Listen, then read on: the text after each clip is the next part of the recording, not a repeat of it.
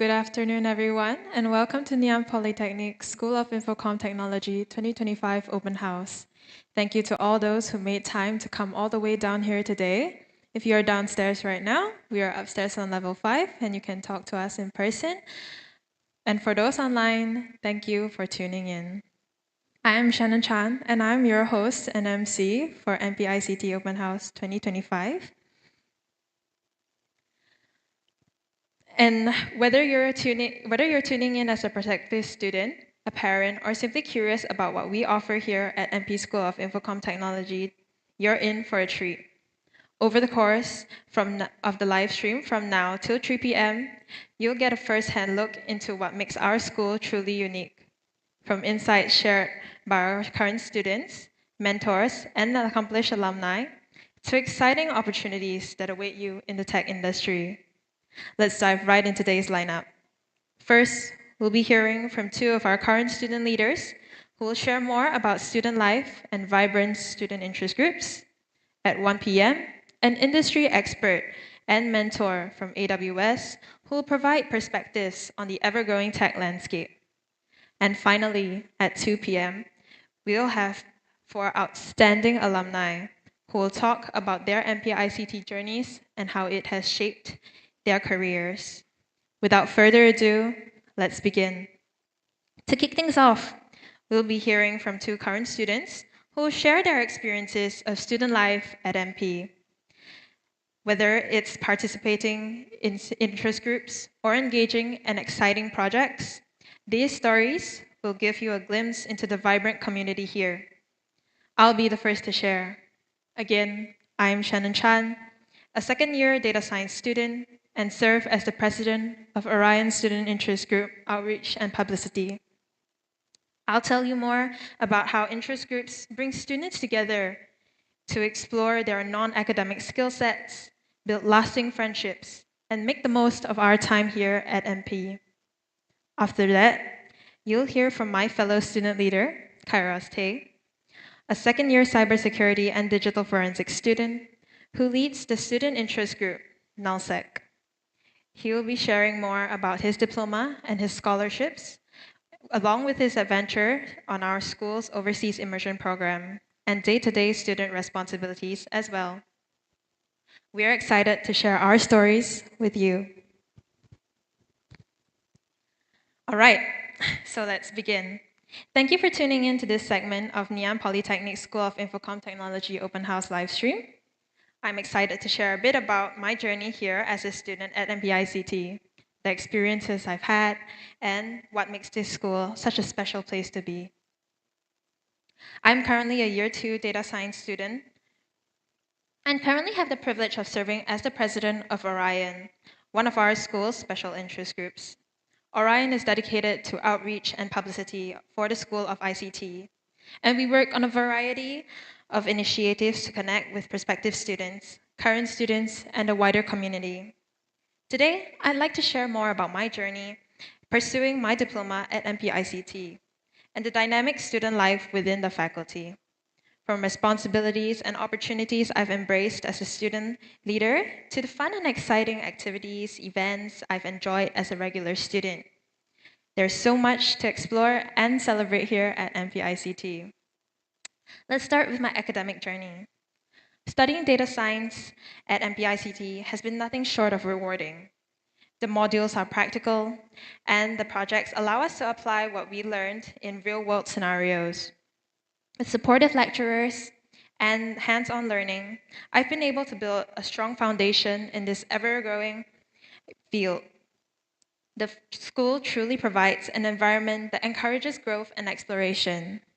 Speaking on this growth and exploration, the school has also since improved the Diploma of Data Science since my enrollment, and they now offer 2 new specializations, one of which includes generative AI, where they will be learning deep learning, generative AI tools and techniques, as well as generative AI solutioning, something very new, trendy, and very important in this day and age. They will also be learning things like data engineering, where they can study distributed data pipelines, data virtualization, data lake, and data warehousing. This is something similar to what I'm learning right now. MPICT also offers a plethora of different electives for students to choose from and to customize their educational journey. For me personally, for example, I'm quite interested in business programs, so I've taken more of the business-centered electives. I'm currently taking customer experience management, and I also took the Infocom sales and marketing strategies elective, through which we are able to access the relevant industry partners as well as learn important modules, techniques, as well as do assignments that teach us the applications of such techniques. So for example, for the customer experience management, I most recently did an assignment related to the company 3M, so through which I was able to actually study how the tools and techniques of customer experience management are directly applied to such reputable companies and applied in real world scenarios. So more on industry partners. We are also able to gain a multitude of experiences. So we are able to attend hands-on workshops. Like over here, you can see that I attended the Adobe workshop where I was able to learn, do hands-on workshops for 2 of their softwares. They also taught us how to use their newly generated generative AI functions. And we are also able to do office visits. So for example, you can see here that I am at the SAP office playing around with one of their F1 driving simulators. So it's quite fun, it's insightful, we get to see what the tech industry has to offer us. And finally, we also have the opportunity to attend many talks with reputable mentors. So over here you can see I was attending one of the talks at MAS. I was also, we are able to listen to what the company has in terms of their goals, in terms of their execution for tech industry. We are also able to talk to them about their experiences, as well as learn more about what not only the tech industry has to offer us, but how to gain that strategic advantage. So through which we are also able to have many Q&A sessions and learn more about from their personal experiences. So moving on, beyond academics, MPICT offers a plethora of student interest groups for us to join in on. The biggest perk being them no commitment, giving us the freedom to dictate our priorities, not just with our schedules, but also our priorities, whether that be during exam or assignment heavy periods, where academics will obviously take the front seat. Or when we wish to prioritize more or less heavily on our selected interest groups. Some of which include Orion, which I will be sharing more on later, and ICT Society, for example, focuses more on student life, so that would be our freshman orientation programs, or even our sports programs. So don't be mistaken, ICT also has a lot of fun. So if you're an athlete, you can look forward to fun MP-wide events as well. There's also other SIGs like Overflow, which focuses on programming, NALSEC, which focuses on cybersecurity, Kairos, we'll be sharing more on later as well, and SCS, which focuses on networking, volunteering. AISIG focuses more on data science as well as AI-focused projects. Girls in Tech, for example, also empowers females in male-dominated spaces of tech. Amphibia also focuses on art and immersive media. So there's also many more to choose from. And as you can see, wide range of interest groups for you to participate in. I'm personally enrolled in Orion, ICT Society, AISIG, and GIT. But as I've said, I also prioritize my various commitments differently. Hence, my participation in the latter 3 vary. Student interest groups, although not limited to the faculties, are most beneficial for inter-faculty interaction. So getting to know fellow ICTians with similar academic pursuits is definitely quite comforting in relatability and support. And of course, we do meet other faculty students. For example, I think many engineering students also participate in Overflow, and in Orion itself, we also have quite the variety of different faculties coming to us. So to give more perspective, let me share more about what my biggest commitment is, serving as the president of Orion. This role has been truly transformative for me. Orion is a vibrant and dynamic student interest group with over 260 members, dedicated to handling outreach events for the School of ICT. We organize activities to spark interest amongst secondary school students, host exciting competitions, and manage all of MPICT's social media platforms. It's incredibly fulfilling to be part of such a team that not only attracts future tech talents to our school, but also keeps our current student population informed and engaged. Orion is structured into two main departments, publicity and events. The publicity department is responsible for managing all of MPICT's social media platforms, including Instagram, TikTok, LinkedIn, etc. So our team is always keeping up with trends to ensure that our school's activities and announcements are communicated effectively. Beyond just the technical skills of photography, videography, and content editing, we also dive into the creative and strategic aspects of social media management. This includes things like content planning, branding strategies, and tailoring content to different platforms. So for example, TikTok is more informal, more fun, and is more visual heavy content, whereas LinkedIn will be more formal, more informative, and be more text heavy content. So through this, we have honed valuable real-world skills in marketing, branding, and communication that are directly applicable in today's industry. On the other hand, for our events department, it focuses on planning and executing on-site events. These range from outreach programs for potential students, exploring a diploma in MPICT, to representing the school at high-profile industry events. In the department, we handle everything from logistics and manpower coordination to crafting event themes and content. Acting as the face of MPICT at such events has been both a privilege and an opportunity to develop organizational and interpersonal skills that will serve us in the future. So over here, you can see I have photos from some of my first ever event, which was Decrypted 2023. I met lots of friends, and that's where I actually sparked my initial interest in Orion. So over here, I was an usher where I actually looked over some of the secondary school students and brought them around the school, guided them through the activities. After which I participated in Red Camp 2023, where I actually hosted as an MC. So for the Red Camp itself, it's an MP-wide event, and some of the students were going to multiple schools as well, so it was quite fun. We also did some of the media production.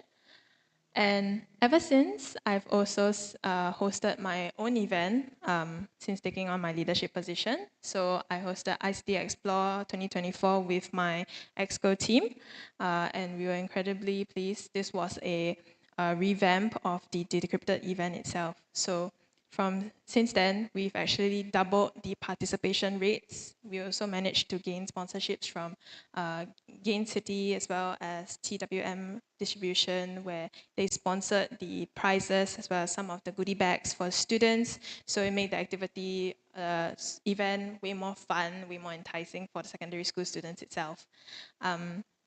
We also managed to bring in a speaker, Dr. Francisco, who shared more about what the tech industry has to offer and the importance of gaining an advantage with a tech education. So hosting such events has been extremely fulfilling, and I've been extremely honored to be able to work with such a capable EXCO team. There's again various opportunities from Orion itself, from different kinds of hosting events with different roles, as well as being invited to various industry opportunities. Like, for example, we also attended Dr. Francisco's book launch.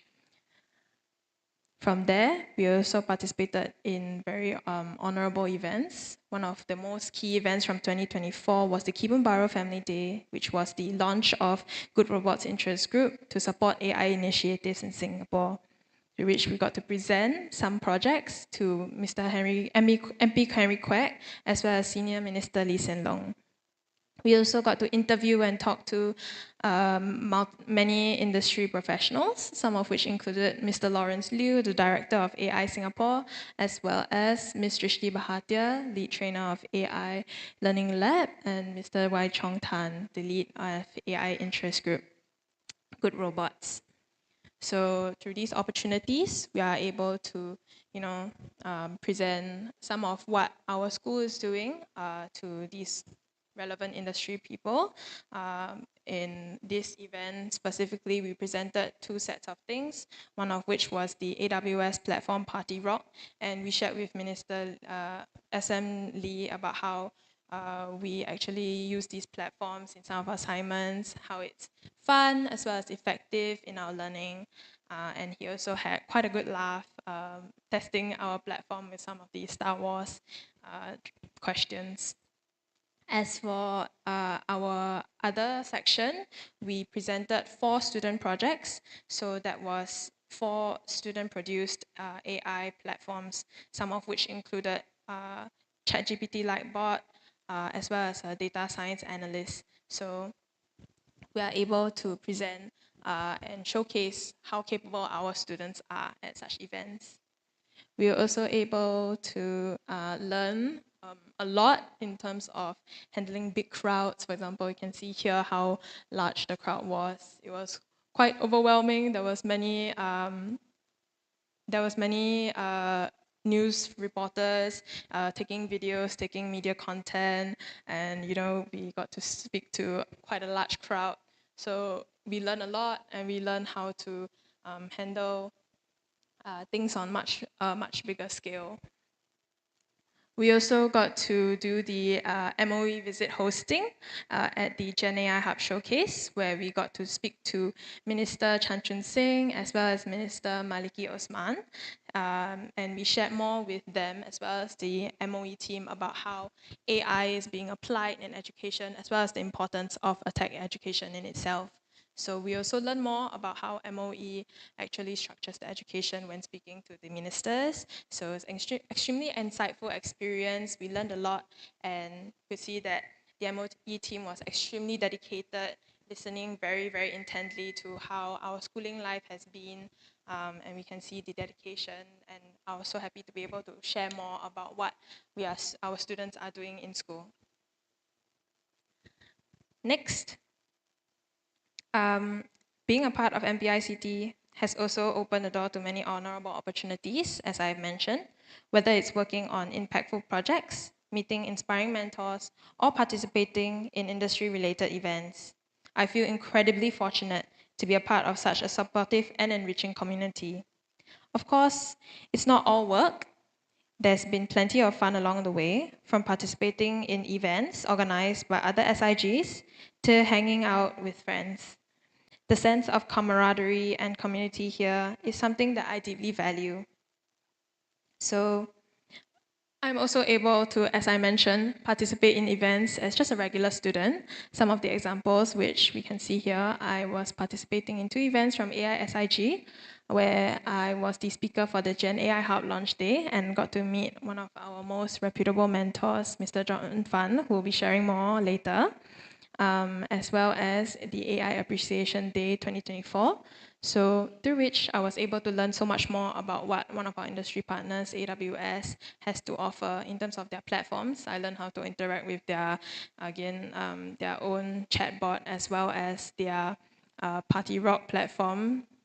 And over here you can see I also ran the booth for the Deep Racer platform, where I got to play around with the simulator as well. So it's incredibly fun.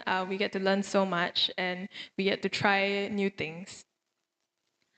Student life here is extremely vibrant. You can see here I participated in ICT Society's Freshman Open House 2024, where I participated as an orientation group leader. So I brought around our freshmen, got to meet many of them and had fun playing games. And we even had a mass dance at the end, which was incredibly lively and extremely fun.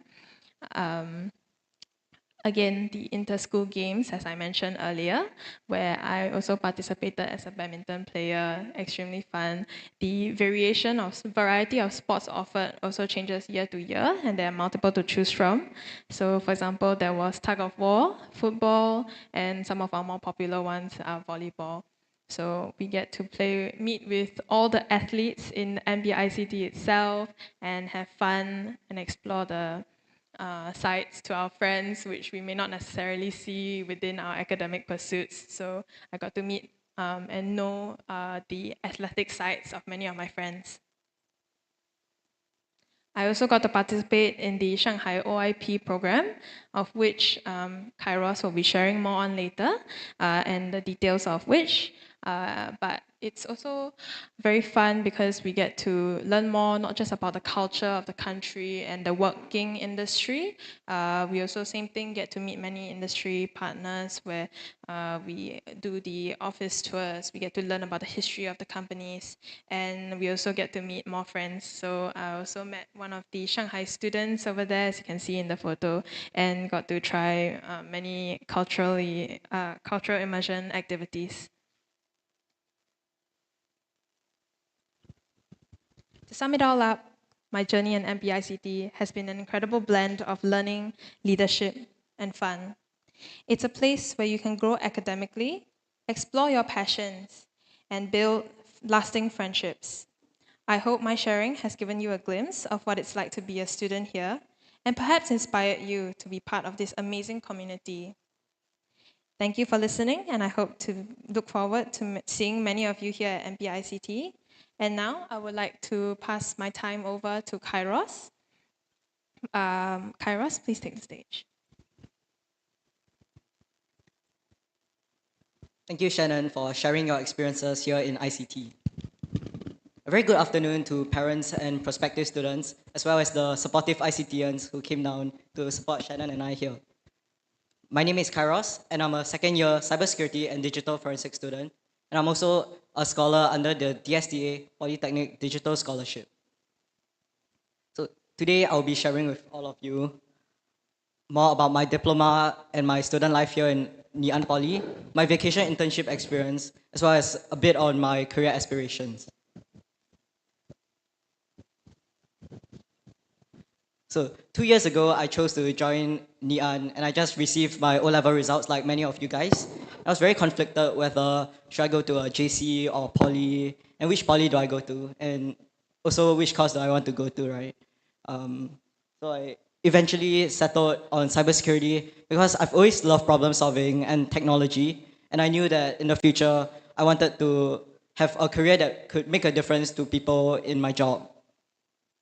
So the career that ticks all of these three boxes was cybersecurity. So if these resonate with you, maybe cybersecurity might be the choice for you as well. So why pursue cybersecurity here at NP, right? After around 2 years of studying here, I feel that I have zero regrets pursuing my diploma here because NP provides a very industry-driven curriculum, which is specially curated with its many industry partners, such as Group IB, Palo Alto Networks, and EC Council. So we have opportunities to pursue industry-related certifications and work with enterprise-grade tools within our curriculum and assignments. And this is the thing that gives us an edge for our future education and career. So if at this point you're a bit worried about not having prior experience in cybersecurity, I would say fret not, because our curriculum is designed to cater to individuals of all skill levels. So in your first semester, you take introductory ICT modules, such as programming, cybersecurity, and data science and more, and you'll slowly work your way up to take more specialized modules that are related to cybersecurity, such as cryptography, ethical hacking, malware analysis, and many more. In your second semester, you'll also get to choose your specialization. So you'll be taking one elective module in your year 2 second semester. So NPCSF offers 2 specializations, which is AI for cybersecurity and cloud security. And these are the modules that are offered by both of these specializations. And if these two specializations do not interest you, we also allow you to pick a general track which contains these modules. So currently I'm taking data structures and algorithms. In your third year, you are able to have the option of going for a half-year internship or a full-year internship. So for your half year, you get to pick between a capstone project, which is a final year project, or pick 4 electives. And if you pick a specialization, 2 of them would come from your specialization.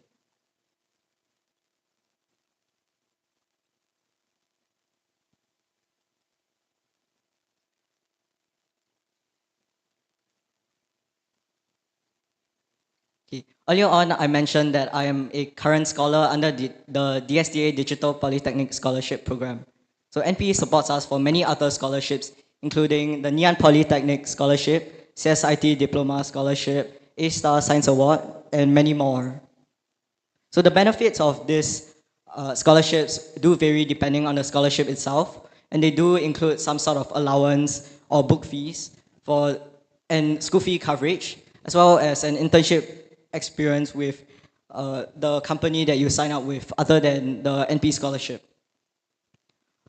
For DSDA, we also have exclusive invitations to events such as the Singapore Air Show that we went for last year with my other scholar friends. And we also had the opportunity a few days ago to go for the DSDA Engineering Tech Show, and these are the programs that usually the public do not get to attend. So thus, I think that getting a scholarship would be quite beneficial, especially if you know that you are set for CSF or IT in the future, as they build more impressive resumes and also encourage you to put in more effort in your studies. So more on our student life. Currently, as Shannon mentioned earlier about SIGs, one of the SIGs is NowSec, and I'm the current president of NowSec, the Cybersecurity Special Interest Group. At NowSec, we conduct workshops to teach secondary school students as well as ICT students more about cybersecurity. So here is my vice president teaching secondary school students how to ethically hack websites. Apart from that, we also organize competitions such as YSAP, and this is my exco team organizing YSAP last year. Additionally, we also ourselves participate in competitions like the DSTA CDDC competition last year, and we managed to clinch 3rd place. If you are interested in to see more of what we do, feel free to check us out on Instagram here, NowSecSIG. And also earlier, Shannon introduced you to OIP. OIP is essentially like a short exchange program where you attend classes in an overseas university and explore the culture there during your semester break. So the destinations do include Hanoi, Shenzhen, and Shanghai, which was the one that Shannon went to, but these may change year to year. For me, I went to Hanoi in my first year, studying at the National Economics University. The classes there were very interesting. We learned from industry professionals there more about digital transformation in Vietnam. We also visited various places such as the banks, museums, and even very interestingly, a steel company. After classes, we explored Hanoi with our buddies there at NEU, going to malls, exploring the different food there, and we also went ice skating. And I do keep in contact with my friends in Hanoi, and we share about our daily lives here in both countries. And it has given me a very unique perspective in life because life in Vietnam and Singapore is very, very different. And next, I'll talk a little bit more about my vacation internship experience. And so a vacation internship program is a program that allows students work experience and to build a professional network. It's around 8 to 10 weeks long during your semester break. So the Office of Internships and Careers, or OIC for short, they usually send out a list of reputable companies providing internship opportunities for you and for students like you to apply for, or alternatively, you could choose to look for a company yourself. which is the self-source companies. For me, I chose to self-source my internship with Ensign Info Security, a cybersecurity service provider here in Singapore. And I worked there as a DevSecOps engineer. As an engineer, I worked on research and development of certain security products in such as the attack surface management product to help clients manage their security posture.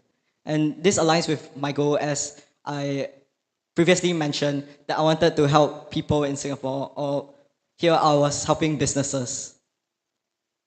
The internship experience was extremely rewarding as my coworkers were very ready to share their knowledge with me and guide me through the internship. I also felt that I was making a lot of contributions with real world impact to the cybersecurity landscape here in Singapore. And at the same time, I networked with colleagues and I had a better understanding of the cybersecurity industry, such as the roles that I would like to pursue in the future. And also, Ensign gave me a return offer after my internship in the end. And up to now, I'm still working with them part time as a DevSecOps engineer. And this is allowing me to gain more experience and improve my portfolio. So after my studies in NP, I hope to eventually pursue my bachelor's in information security at NUS and move on to professional roles such as continuing as an engineer or maybe even moving to different fields, different parts of the cybersecurity industry such as digital forensics and ethical hacking. So in all, my experience in NP-ICT studying cybersecurity has been very fulfilling, and I'm very grateful for the opportunities I've been very fortunate to receive.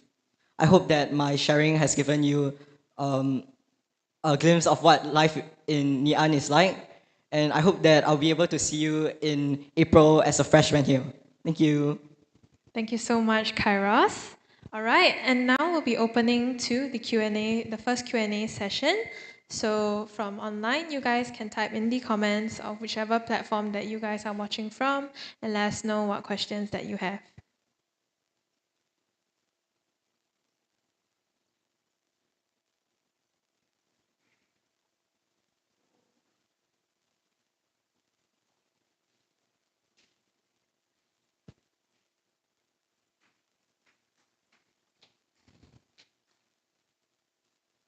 Okay, so we have our first question. What are some of the biggest struggles moving towards uni? So I would think that maybe Kairos, do you have any personal experience in terms of maybe I would say struggling moving towards uni, our journey now? I think for now, I'm already in year two, and it's a bit scary that I'll be going to uni really quickly. And I also struggle sometimes thinking like, oh, which course should I go for, and which school, right? But don't worry, Ngee Ann has their own ECG counselors, so you can approach them to ask them more about the different job roles and your future career options. Yeah, I would say one thing that is very, I did not expect actually prior to coming to MPICT was the modules that were dedicated to actually teaching us, preparing us for uni, for interviews, for not just that, but our tech careers. So that would be things like the fundamentals for IT professionals, where we actually learn and we are trained on how to prepare ourselves, how to prepare our resumes, how to talk in interviews, and we are evaluated in the modules itself. So through which we are also given the mentors who guide us through structuring our resumes, best showcasing our achievements in order to enroll for uni or even go for our internships. Yeah. So again, as Karas mentioned, there's also the ECG counselors who will guide us through our internship opportunities and nearing towards enrollment for tertiary education. We also will get guidance as well as will be prompted for all of the uni application processes. Yeah. Okay, so the next question that we have here is how do you support students with little to no prior ICT knowledge? As we mentioned earlier on, our first semester is catered specifically for students of varying skill levels. So don't worry, we have foundational modules that introduce you to the various fields in ICT, and they'll slowly introduce you. It's really for beginners. So, for example, we took a introductory Python programming module. Yeah. So one of the things that we heavily emphasize on is that even in our EAE application processes, which is the early admission exercises, there is no requirement for prior knowledge in ICT. The only thing that you need to show and know before coming to ICT is your interest in the faculty itself. So all of our first semester modules are actually ICT fundamental subjects. So even as a data science student, for example, I had to take cybersecurity fundamentals. So I got to learn a bit more about what the relevant, very closely related modules as well as careers are in the tech industry. Yeah. So there is no need for prior experience as the modules really will start you from scratch and slowly build you up. The next question is, are there any student-led initiatives focused on improving ICT resources or skills within MP? So I will answer that. In this case, we don't, it's not student-led, but there are MES surveys that are initiated by the school itself.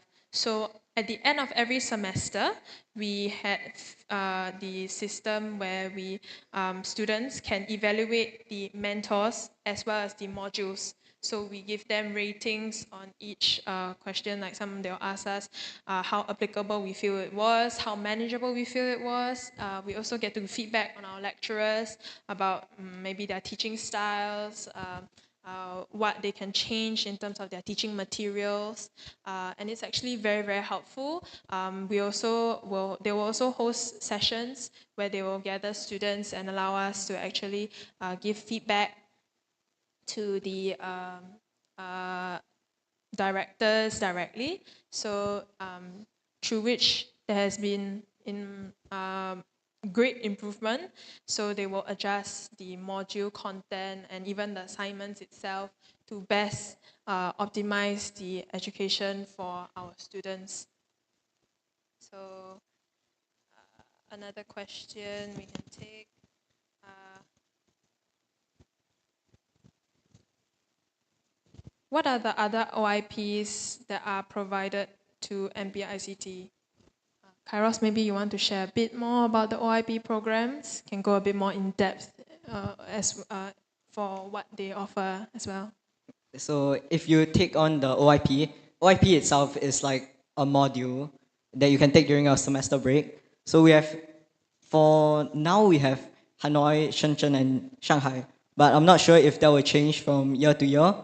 And so you get to attend classes before you embark on your OIP, where you'll learn a bit more about their language and their culture, how to respect people there. And let me go back to my OIP. So yeah, these are the three countries or three places, and you'll really get immersed into the culture there. All right, Kairos, this question is for you. What are areas where students should focus on working before entering CSF? Do you have any advice that they can prepare before coming to join us? So you don't really have to prepare anything, but if you are very interested in cybersecurity, I do recommend you to pick up some programming skills before you come up. You come over, so you can study Python, and you can, if you are even more interested, you can take on online courses and try on cybersecurity labs. So I'm not sure if you have heard of Try Hack Me and Hack the Box. So they are learning platforms that teaches you various parts of the cybersecurity landscape. So I think it will give you an edge over other students when you come in, especially since you already know that you're interested. All right, this is a more informal question. If students are stressed, is the support system strong or good? For us, each class actually has a dedicated mentor. So this is a mentor that is solely focused on looking after the well-being of the students itself. So, for example, my mentor. He also is very aware of what I'm doing, not only in my academics, but as in my other SIGs as well. So the teachers are the ones who are dedicated to ensuring that we are able to cope. So lecturers will communicate through these mentors to us to make sure that we are managing well in terms of our academics. If let's say our academics are taking a toll, usually the mentors will also feedback to our respective commitments, the lecturers, and maybe prompt them to help us lighten the workload. So I'm extremely grateful to our dedicated lecturers for helping us and being so dedicated to ensure that our students are well taken care of. So just to add on, we actually have like a small section in our timetable called pastoral care and guidance. So this is also a way that our mentors get to call us down for a chat and share tips on like how to manage stress and outlets for you to approach for support.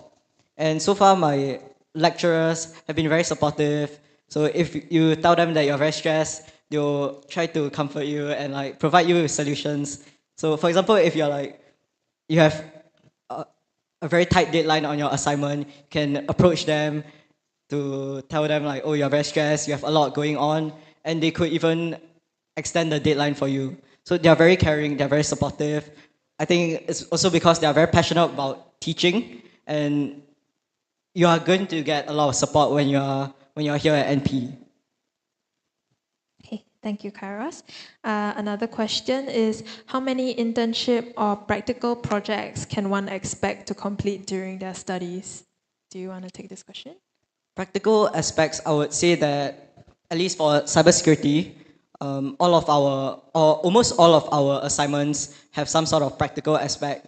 So we have most of the modules we have a common test and a hands-on practical assignment. So you'll be working with your groups. And for internship, there will be a compulsory internship in your third year, and you can choose to take on other vacation internships, as I shared earlier on during your semester breaks. And there isn't a limit to how many you can take.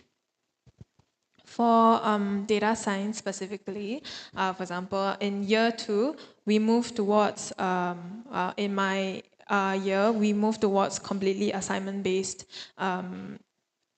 modules. So that means that all of our grades are assignment, that we don't take any more common tests from year two onwards. For me, all of the assignments are extremely practical. So in each semester for each module, there is at least one or two assignments. So each semester we can take around 4 to 5 modules itself. So the assignments can range from things like research reports, where we learn how the techniques are being applied. As I said earlier, with the customer experience management module, for example, we learn how the techniques of it are applied directly to such reputable companies. We also do the performance evaluation type of assignments, where we apply the projects to ourselves. We take real world data sets and do the machine learning assignments, the coding on, so we do the data cleansing, etc. Yeah. So for internship wise, all of the students are expected to do in at least one internship. So that is at the end of the semester. So for example, for me, in semester 3.2, so that is in my third year, the second semester, I will have to go into a internship. As for extra internships, as Kyra said, there are vacation internship programs, and there's even overseas opportunities as well. So that would be our GIP programs that are offered MP-wide. The next question is,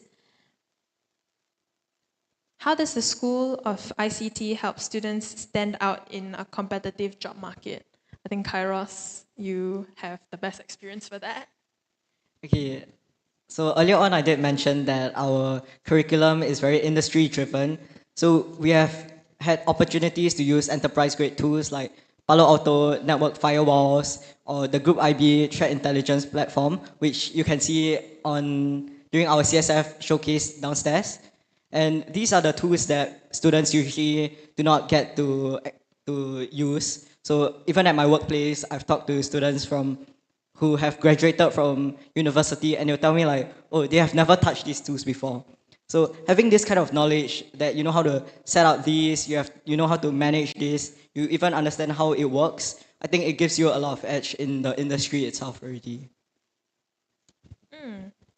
All right, so next question. What sets MPICT apart from other ICT faculties in other polys? Um,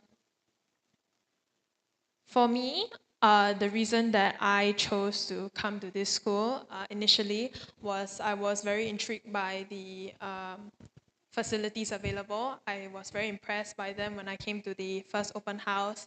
And I was also, personally, I felt that I resonated very much with the student life here. I enjoyed talking to many of the students here at the open house. So I think student culture is also very important when choosing your school. So coming down to the open house itself also helps you to experience that.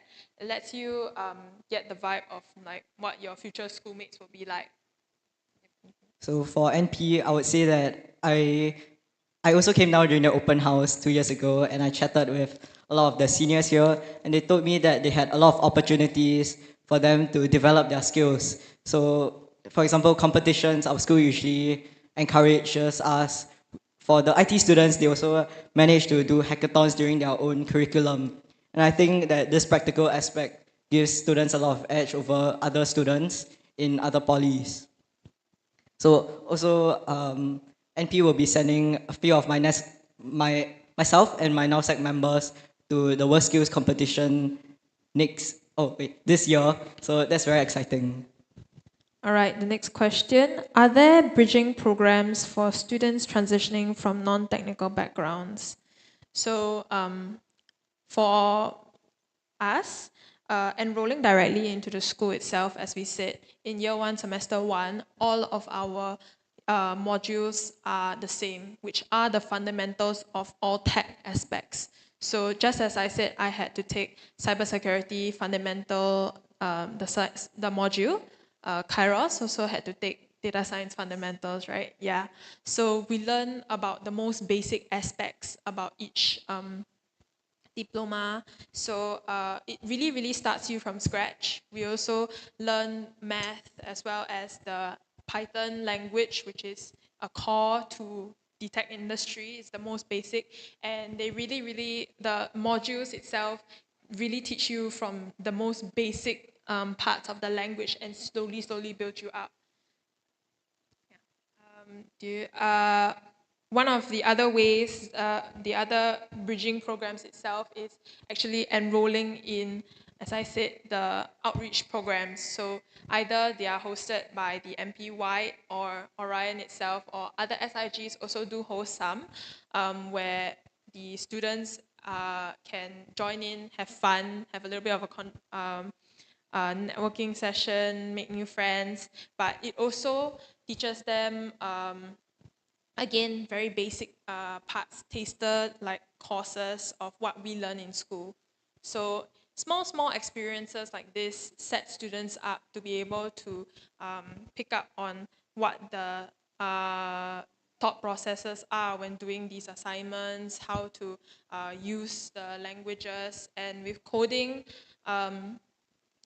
once you start learning some languages, you kind of get the gist of how programming works, and then you're able to more easily transition from language to language. Of course, they differ and they are used for different things, but it's all about just getting not being too nervous, just jumping right in, getting a start. And as we said, Nian supports you from the very beginning. So adding on, if you are interested in cybersecurity, NP NowSec will be hosting this year's YSAP again in NP, and that will be in March. So this is especially for secondary school students who are interested in cybersecurity, and will be hosting workshops such as cryptography, ethical hacking, and many workshops like that to get your hands dirty into cybersecurity. Yeah, so same thing for Orion. We'll also be doing the ICT Explore 2025, likely to be. So do look out for the promotional materials on our social media platforms. You can follow us on the platform that you are currently on, or follow us on TikTok or Instagram at npict.official. The next question, are students encouraged to collaborate on team projects, and how are they assessed? Kairos, do you want to take this question? So for cybersecurity, most of our assignments are either pair work or teamwork. The way it's accessed, you'll be able to work on one whole, usually a pretty large scale project, and you all will be working on different parts. So most of the time you are accessed on your overall teamwork and how you did your part and how you can explain them well. All right. So again, a final thank you to Kairos for joining me and sharing our more about our student life here. So this has come to an end of the first session for the Q&A. And for those tuning in online, if you're captivated by the vibrant student life at NPICT, don't miss your chance to experience it in person. Join us for the final day of our Open House 2025, where you can explore our state-of-the-art facilities, chat with current students, and learn more about what the individual diplomas have to offer. Doors will be open till 6 p.m., so don't miss out. Thank you, Kairos. Thank you.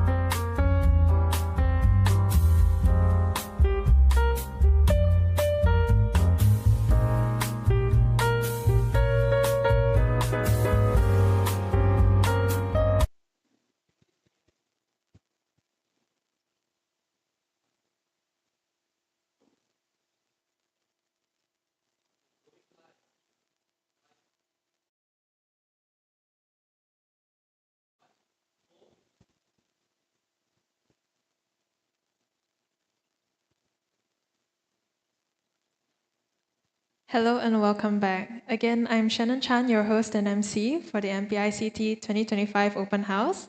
Thank you for all those who are here today. If you are downstairs at level 1, do come up to level 5 to attend our talk in person. And for those tuning in online, thank you again. Do drop any questions that you have in the comments for the platforms that you guys are watching on. We are answering them at the Q&A session at the end. For those in person, if you guys do have any questions, do feel free to raise your hand and a mic will be passed to you. Next, we are honored to have a speaker from one of our esteemed industry partners who has worked closely with our school, Mr. John Fan, a representative and mentor from Amazon Web Services Singapore. As a student of MP School of Infocom Technology, one of the things I am most grateful for is the privilege of having dedicated mentors, both within our school and from the industry. Our lecturers continuously provide immense support and guidance, not just in academics, but also in our non-academic pursuits. Similarly, industry representatives like Mr. John Fan have played an incredible role in enriching our learning journey. Mr. John, in particular, has been an exceptional source of encouragement. He has supported numerous Orion events himself, even attending some on his personal time, simply to show his support and engage with the student community. This level of dedication from mentors like Mr. Fan truly highlights the nurturing environment we have at MPICT, which prepares us to navigate the dynamic and competitive world of technology. With his vast experience in the tech sector, Mr. Fan will now share his insights into the industry and illustrate the value of partnerships that help students stay future ready. Please join me in giving a warm welcome to Mr. John Fan. Good afternoon, everyone. Wow, I'm truly humbled by the comment that was shared by Shannon. In fact, I've myself learned a lot by engaging the students for the past few years. So I do remember the day that I met Shannon a year ago where she was considered a freshie in Ngee Ann Poly during open house. I think the vibrance and energy at Ngee Ann Poly has cultivated in terms of the culture was phenomenal. Rather than saying that I'm being the mentor, sharing my experience, in reverse, I was actually influenced by their energy and their passion to learn more things. So today, I'm truly humbled to come here as an industry speaker to share about some of the collaborations that AWS have with Ngee Ann Poly. So that's to give you an overview and insights to what you're going to expect if your child is going to join Ngee Ann Poly. So before I start, let me highlight some of the contribution that Amazon Web Services have for Singapore in the past few years. So since launching the first Singapore region in 2010, Amazon Web Services has invested close to 11.5 billion through 2023 for our cloud infrastructure as well as jobs. And last year, we announced we're going to double up another 12 billion investment in the next 4 years within Singapore. And also with AWS, right, we are here to build a business that outlasts all of us. So to have that in place, we set forth with a vision to align with the national AI strategy, part of the national Singapore Smart Nation goals, is to fortify, innovate, and uplift. So each of this alignment that Amazon Web Services has built, right, truly aligns and built our pathway towards building the whole ecosystem together with Ngee Ann Poly.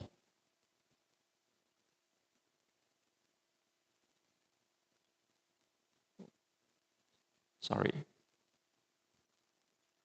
Oops.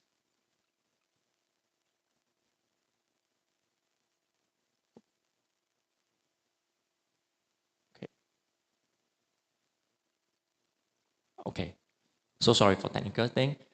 So Singapore has always been known for a strong resilience company in terms of security per se.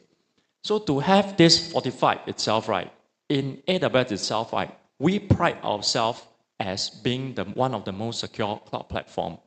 And in Amazon Web Services, we have a term called Job Zero in terms of security. It's also through that itself, we encourage our customers from government sector as well as enterprise to move their workload or in fact to move their mission workload into AWS Web Services. And also through the guided by all the validation through government agency as well as the regulations, we actually through earn trust with those customers and actually paving towards millions of customers running their mission critical platform on us. So in AWS services, right, we set a strong foundation, giving all our customers that security is always the #1 priority. So some of the examples that AWS have in terms is that we work closely with this Smart Nation Singapore to build the first dedicated local zone in the ASEAN region to run mission with critical workload for confidential data. This will illustrate the fact that Singapore government put their trust on AWS services to run confidential workload in the cloud. Next, we also work with NHS, right, to build a secure chatbot to actually summarize consultation notes, to create referral letters for the patient itself effectively on the cloud. And this also illustrates that the data that we build all reside within Singapore. This is one of the key regulations, right, to have all these platforms to run on cloud in Singapore, just to give a flavor of that. And of course, we work closely with SD Engineering to actually create this deepfake platform to combat AI-related scam. As all of us know, scammer has gone beyond the traditional way of giving calls. So we work closely with SD Engineering to build a platform to ensure we help fortify this Singapore against scammer as much as we can. Okay, with a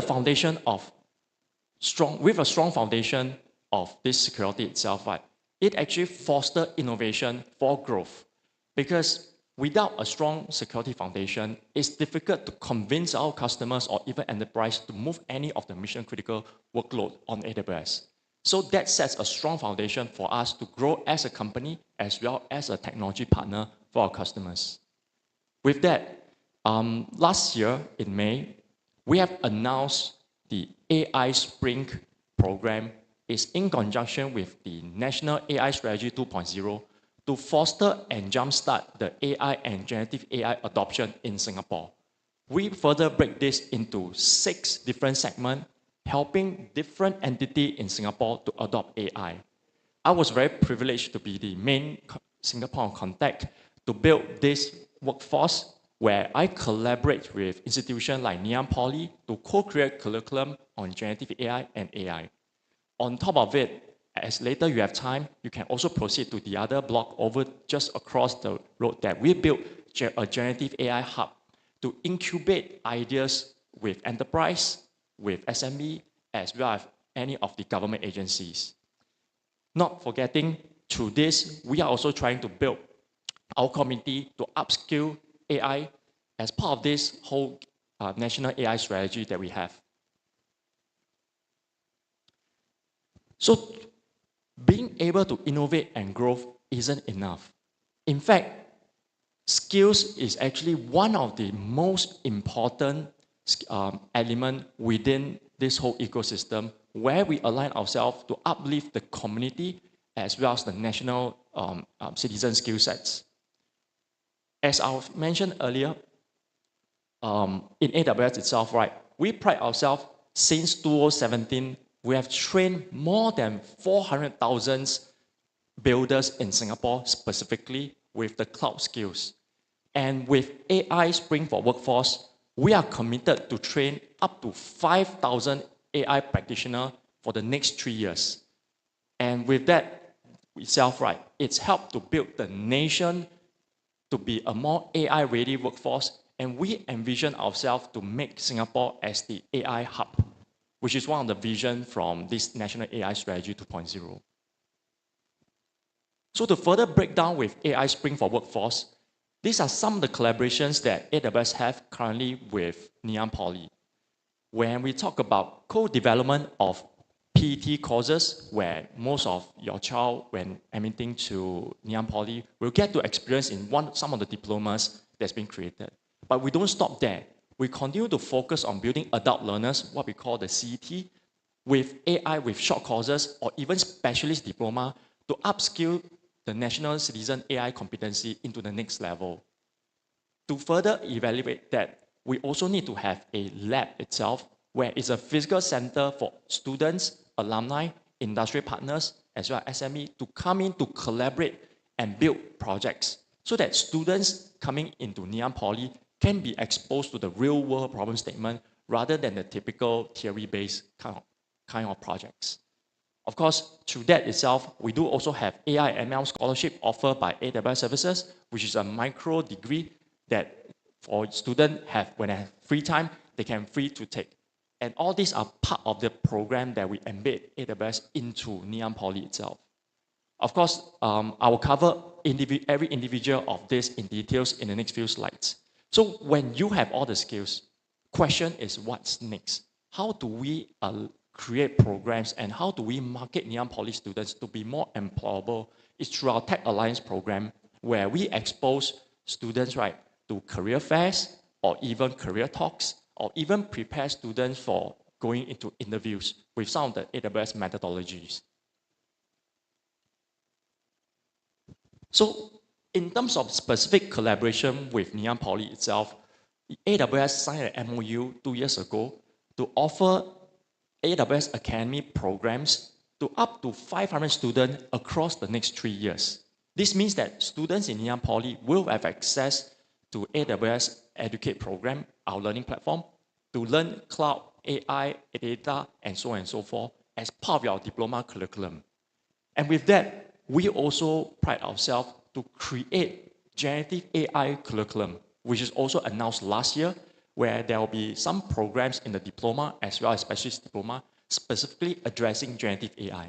I think this is a big topic that we receive every now and then that what are we going to do with generative AI, just for info. So what we're going to assure you that your child coming to Ngee Poly will be exposed to the latest, greatest technology and make them more industry ready than it is. And last but not least, as part of the MOU, we also create a one-year internship program with Ngee Poly where your child will have this opportunity to either intern in AWS or AWS customers or partners. These are some of the series of activities that happened last year. Together with Shannon, as you can see, she's in the picture last year. She's one of the students that helped out showcasing some of the cool technology at the Generative AI Hub. It was launched last year during the open house, and this Generative AI Hub, right, was actually envisioned a dedicated space to create a collaboration platform between students, alumni, as well as industry partners. Of course, not restricting to only AWS. There's also AWS partners that we brought in to incubate. The objective of this space, right, is to allow students and educators to have exposed to real-world problem statement while bringing skill sets to the students. And thanks to Shannon for sharing that. I was also honored again to be invited as a guest to share some of the industry stuff. In fact, one of the assignments, the lecturer had pride to put in a tool called the Party Rock, where the student will get to build their generative AI application in a very simple and layman context. And the best part is you do not need to have a very deep programming knowledge. As far as I understood, this group of students, right, are more, I think they are more towards the business elective, as far as I know, while they still get to expose to generative AI per se. And this is just one of the many activities that I actively participate with Ngee Poly. So coming back to the topic on how to ensure or create the platform for students in Ngee Poly to expose is they work closely with our Tech Alliance program, where if you can see majority of the Polytechnic plus ITE, and the list goes on, where we provide awareness and career talk and to the potential students or graduating students. The main objective in Tech Alliance program is to expose every students to the industry, to talk to industry and understanding the landscape on the hiring criteria. But by exposing them, we felt it's not enough. We do even more by supplementing assessment with hands-on experience, where it's like a crash course, a 2-hour crash course, where you can come over to our what we call Tech Assess, where my team will be there to create workshops for students to get their hands-on onto cloud, to get a refresher and prepare them for the next career. And some of my team within the Tech Alliance team go the extra mile to even do interview preparations to prepare students on how to answer questions during the interviews. This is actually one of the things that in Amazon we pride ourselves that we have a very stringent interview process, and how we prepare ourselves is far beyond what we can imagine. So just give a flavor that it took 7 rounds of interview before I get my job in AWS. So that was very intense. So we want to share this experience to the graduating students so that they can also experience this, whether to join AWS or to their future career. As you can see, in Amazon Web Services, we don't stop there. We will continue to work with partners like E2I and Tech Talent Exemplary to have career fairs where we also collaborate with every partners that you can see, the big names, to create jobs. So these are what we call career fair, where students, graduating students, or even adult learners can come and join, and it's all free, and we welcome everyone to get exposed to what are the jobs that's available in the market. This was actually done last year in July. We tentatively should have another few more sessions this year, but dates to be concluded. And we even have industrial speakers to come and share some of the key skills that individuals should have and prepare themselves for the job market. Another exciting event is last year, I believe this was done at Suntec City. The year before, it was at Vivo City. If you happen to go and visit during the Skill Future Festival, it's always happened around August. You'll see a massive booth powered by AWS where we invite Ngee Poly and some of the other institutions to come and share their adult learning courses.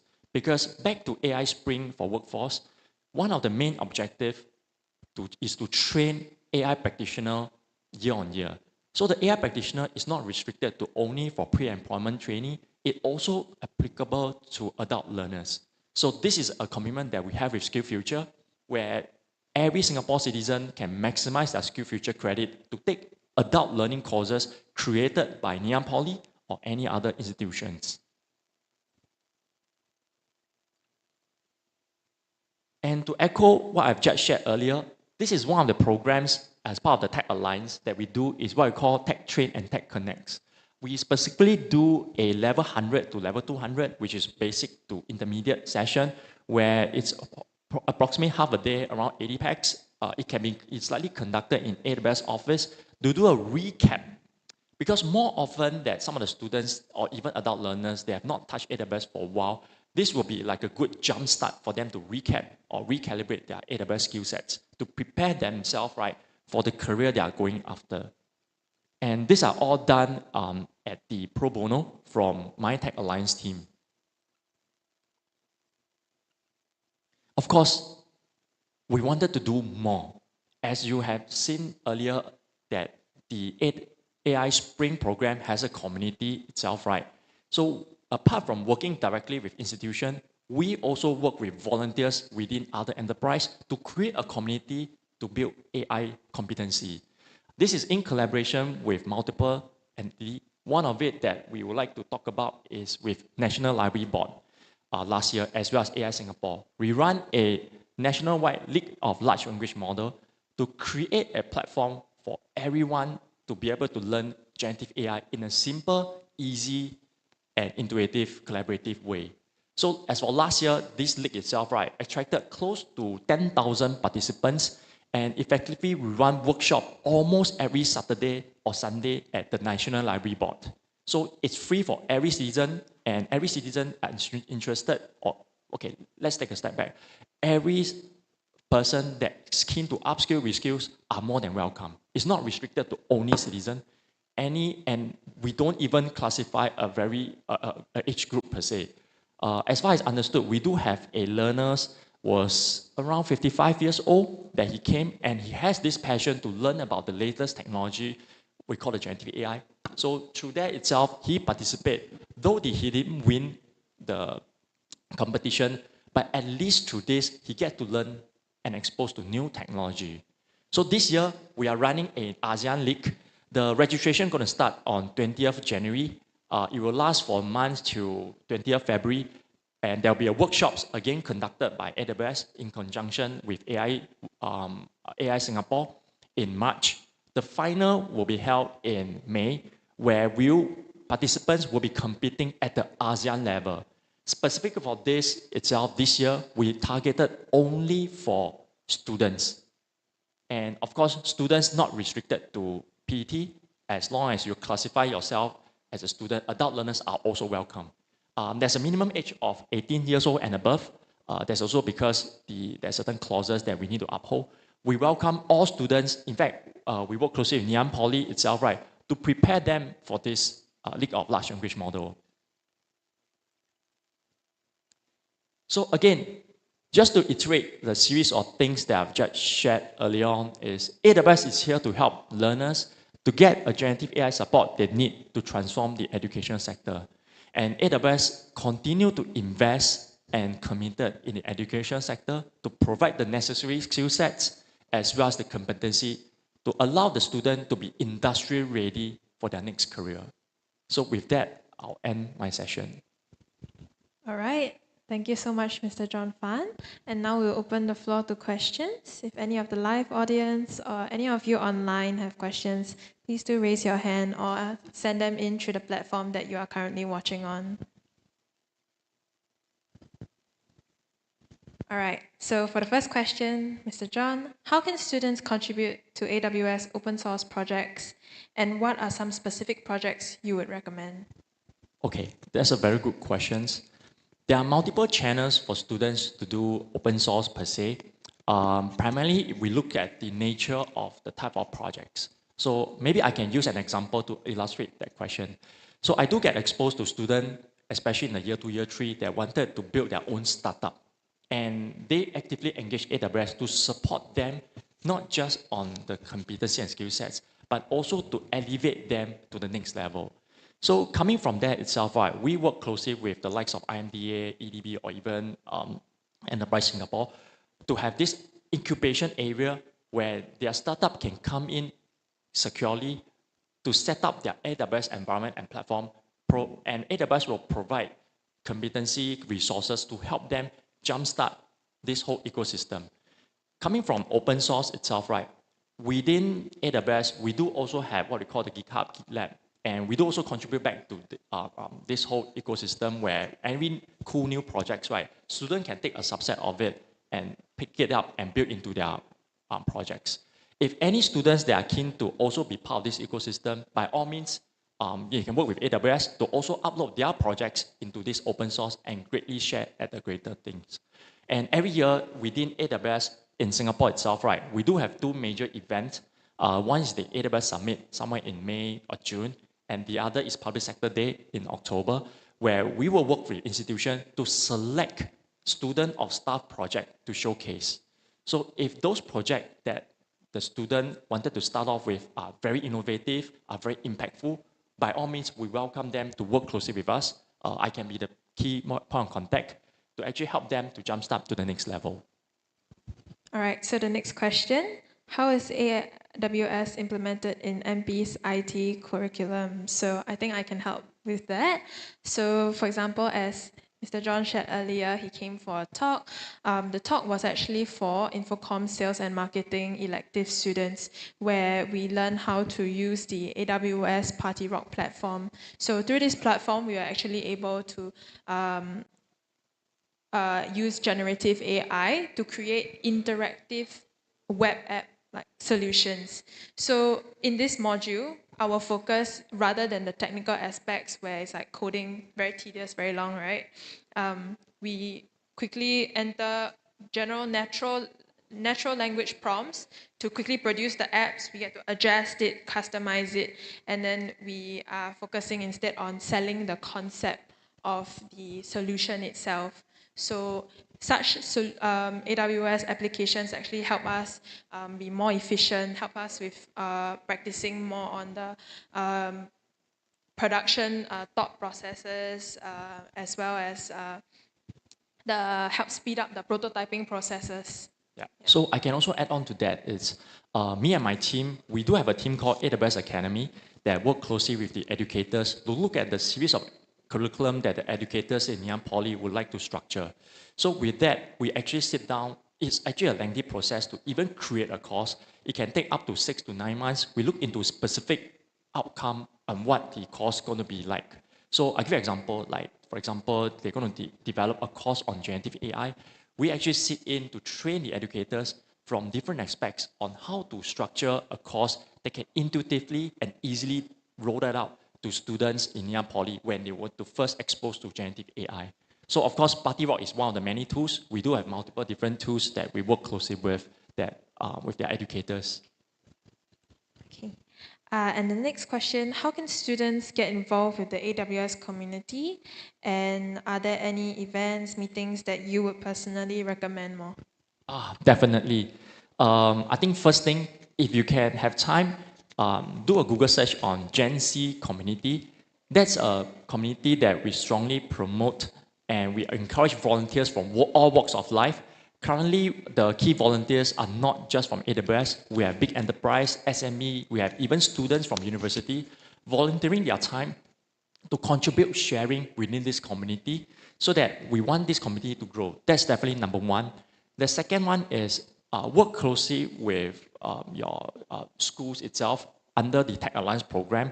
We do have regular different activities like the Tech Train, as you can see, Tech Access, that we conduct in multiple different occasions.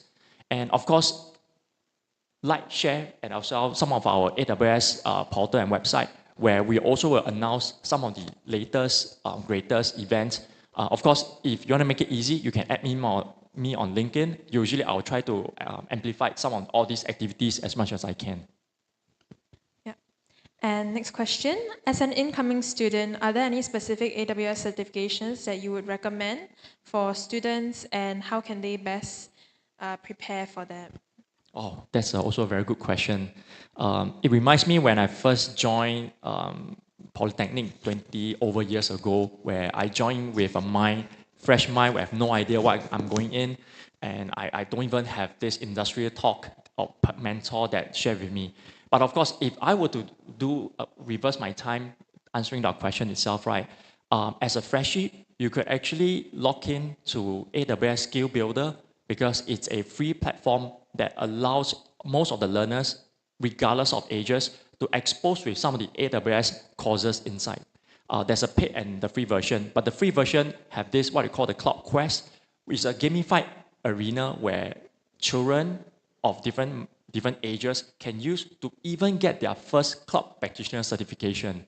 I was actually told one of the educators in Ngee Poly have his 14-year-old niece going through that cloud quest, achieving the cloud practitioner cert, and she was only 14 years old. So that was actually a very good testimonial that this gamified platform can be used even for the young learners. So there's a few foundation certification that we'll look out to, but I felt that generative AI is the more advanced. Before going there, cloud has been always the democracy platform where I would recommend at least minimally go and read up a bit on cloud practitioner certification, which in short called CPC, if possible. But again, don't give yourself too much pressure. As I'm a parent myself, I would recommend at least learning should be in a more proactive and a fun way than forcefully, putting yourself to go through this certification stress. All right, next question. What trends do you see shaping the future of AI, and how can students prepare for these changes?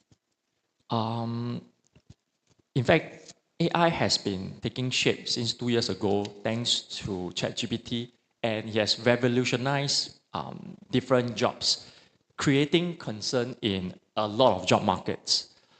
If I were to put into context on what are the typical AI trends that's going to be like in the next few years, is that definitely generative AI skill set is one of the key skills that everyone must know, regardless you like it or not. Jensen Huang, NVIDIA CEO, have said, generative AI will not replace human, but human that do not know generative AI will be replaced. This is because we envision generative AI as a productivity tool even within AWS to help us accelerate some of the process. as well as also some of the manual work. But can generative AI today, as for today, when I say 2025 replace a human totally, the answer is not yet, or even effectively no. Because there are still certain logics and all those that would need to be in place before there. I will foresee first skill set that you need definitely is prompt engineering. Of course, these are all the high level things, fundamental, that what the bus is going to be like. Coming down to the skip on the onion, it doesn't takes away the core fundamental skill sets like cloud computing, cybersecurity, or even data science itself. These are all foundation towards pathing a good generative AI platform will be. So I strongly recommend to continue to focus on all those core competency. Of course, on the other hand, the soft skill element is something that generative AI or even AI cannot replace. What I like about nowadays in Polytechnic, when I work with students, like Shannon is one a good example, that they get exposed to present their projects, and they also get exposed to do leadership roles, which again, generative AI, something I don't foresee can be replaced. Yeah, thank you so much. I think that that question is especially important. I've met many worried parents, right? It's quite intimidating getting your kids into this sector. It's changing so fast. All right, and next question. So I think there was a request for you to re-emphasize on some of the future collaborations that students can look forward to with AWS. Can I ask a little bit more on that when you say about collaborations? Maybe you can share more about the internships. Okay, good. So internship is one that majority of poly or even students are very interested on. So within AWS, we do have multiple different internship roles. Specifically, currently, a good example is we actually took a couple of Neon Poly students to support our data center operation day to day.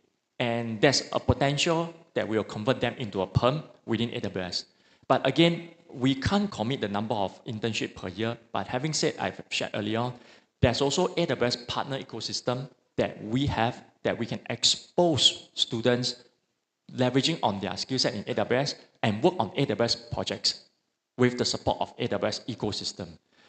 That is just one of the many internship programs that I would say. I think the other to look out for is the League of Large Language Model I've just shared. That is going to be a next exciting competition for students specifically because nowadays I felt it's very competitive among students. I truly believe that if you can ace in this competition or taking part in this competition, you get yourself exposed to industry or even your peers itself, right? And you elevate your skill sets among them.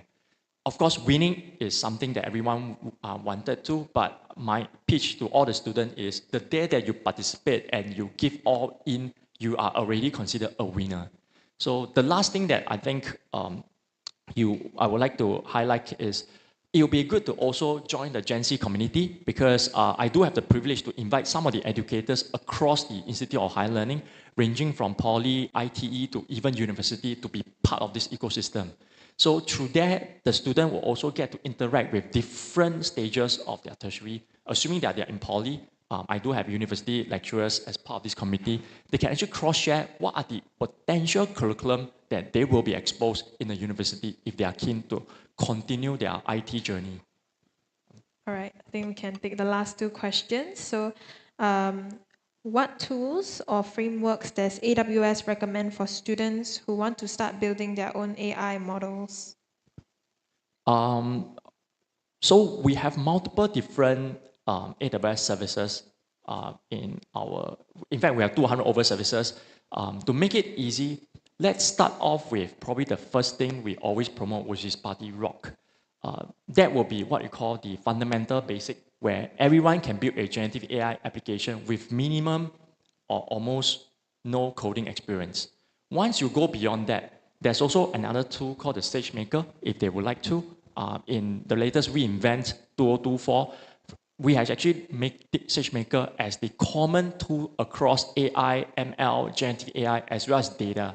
So that could be another tool that they can explore. If they wanted to go beyond that itself, right?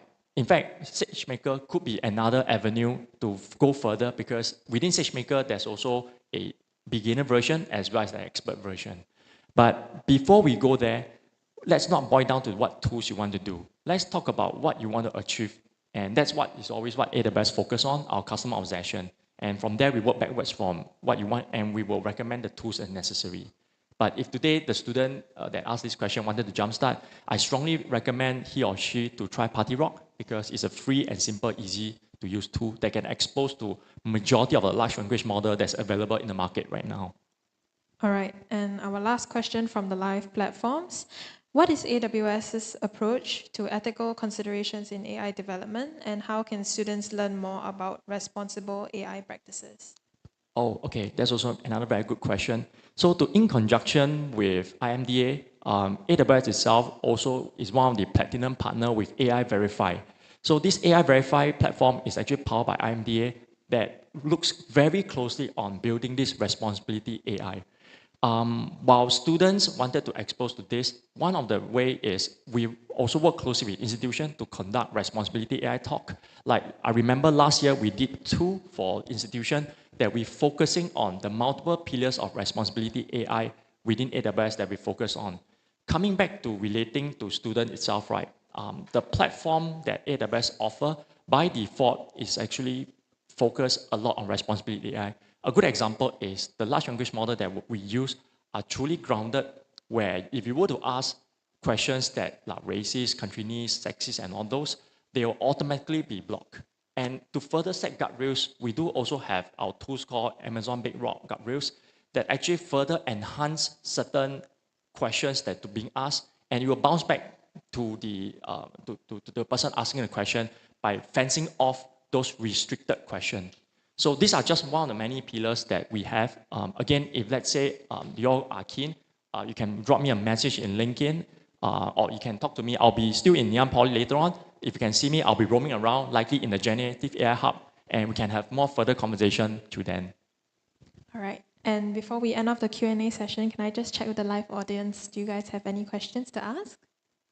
Okay. So if that is all, thank you so much for Mr. John Fan for taking the time to share your invaluable insights with us today. Your guidance and support have made a significant impact on our student community, and your words today will undoubtedly inspire many of us as we navigate the ever-evolving world of technology. On behalf of everyone here at MPICT, we deeply appreciate your dedication and the partnership with AWS that they have built with our school. And thank you once again for being such an incredible mentor and for joining us here today. Now again, for those tuning in online, if you're captivated by the vibrant student life here at MPICT, don't miss your chance to witness it in person. Join us for our final day of our Open House 2025, where you can explore our state-of-the-art facilities, chat with current students, and explore what our individual diplomas have to offer you. Doors will be open till 6 p.m., so don't miss out. Thank you. Thank you.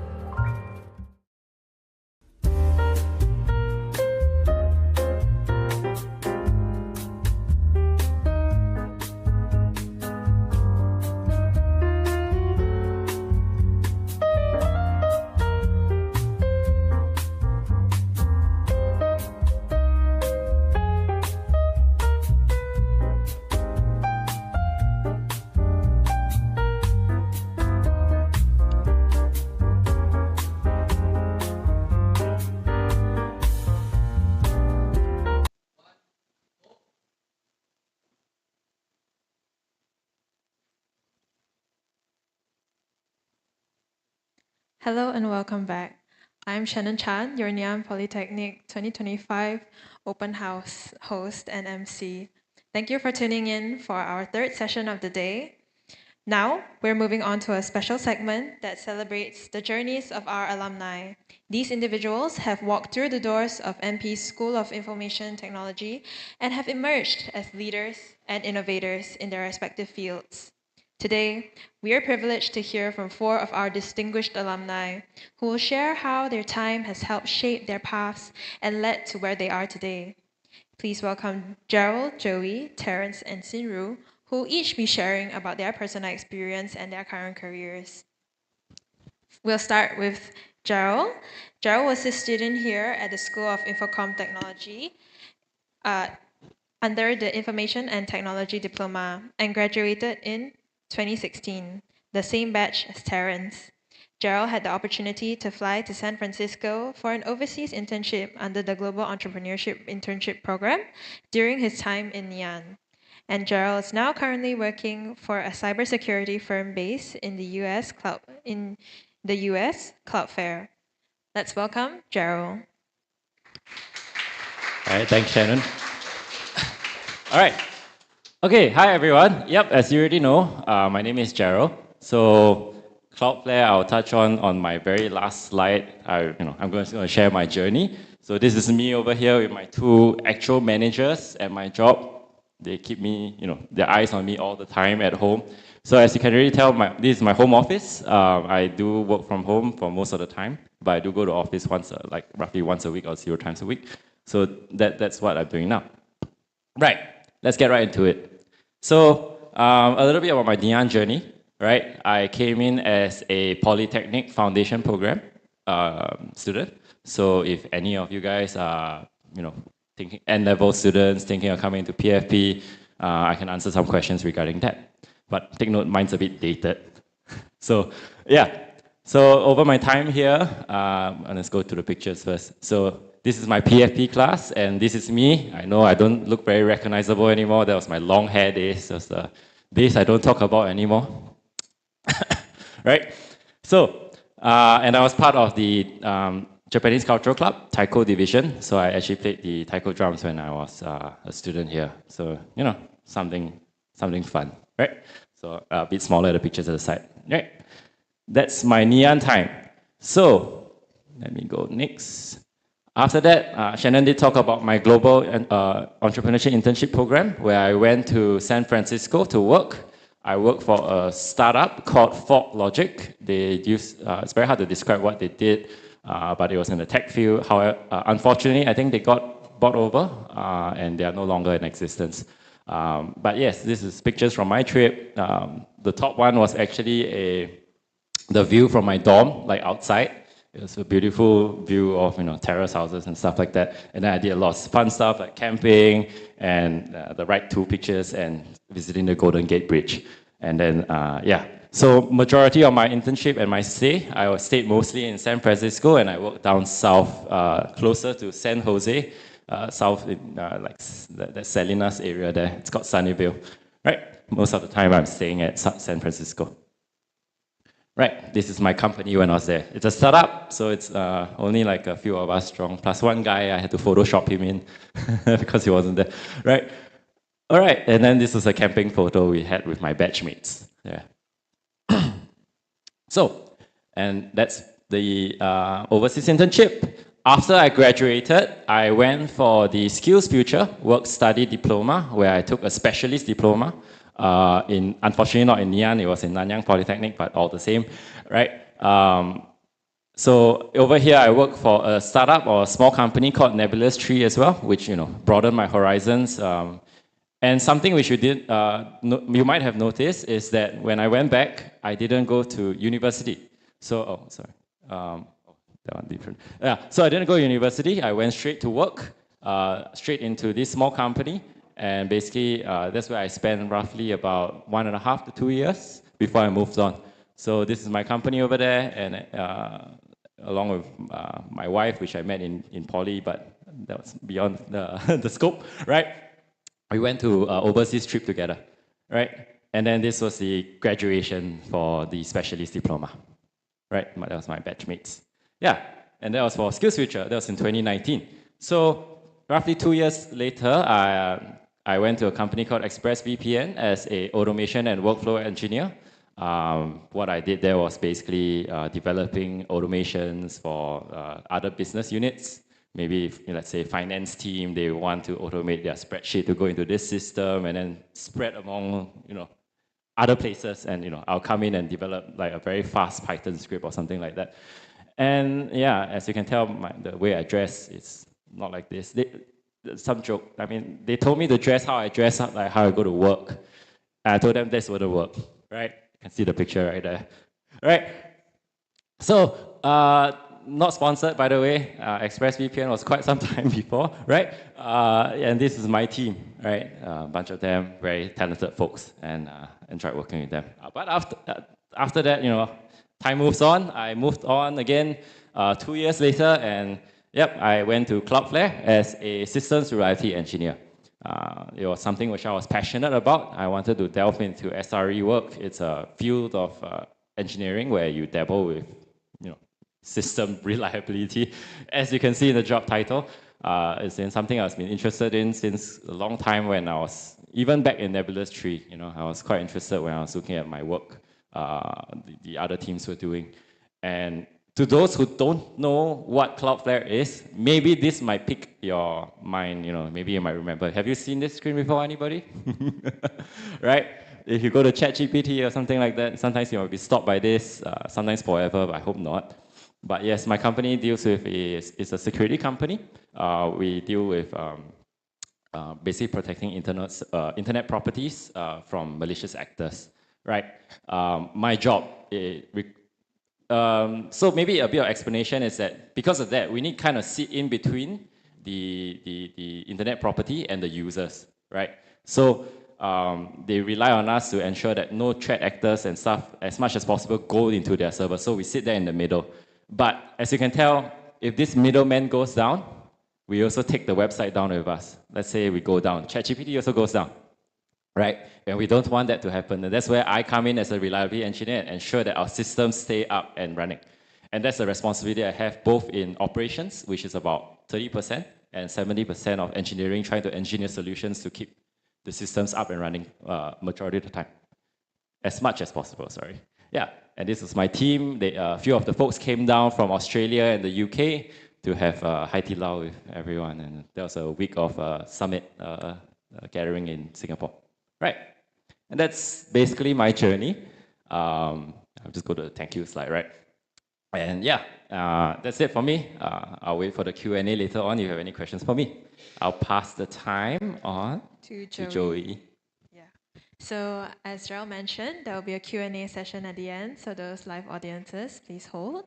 And if you are on the live streaming platforms, please enter your comments into the comments section of the respective platform that you're on, and we'll be addressing them at the end.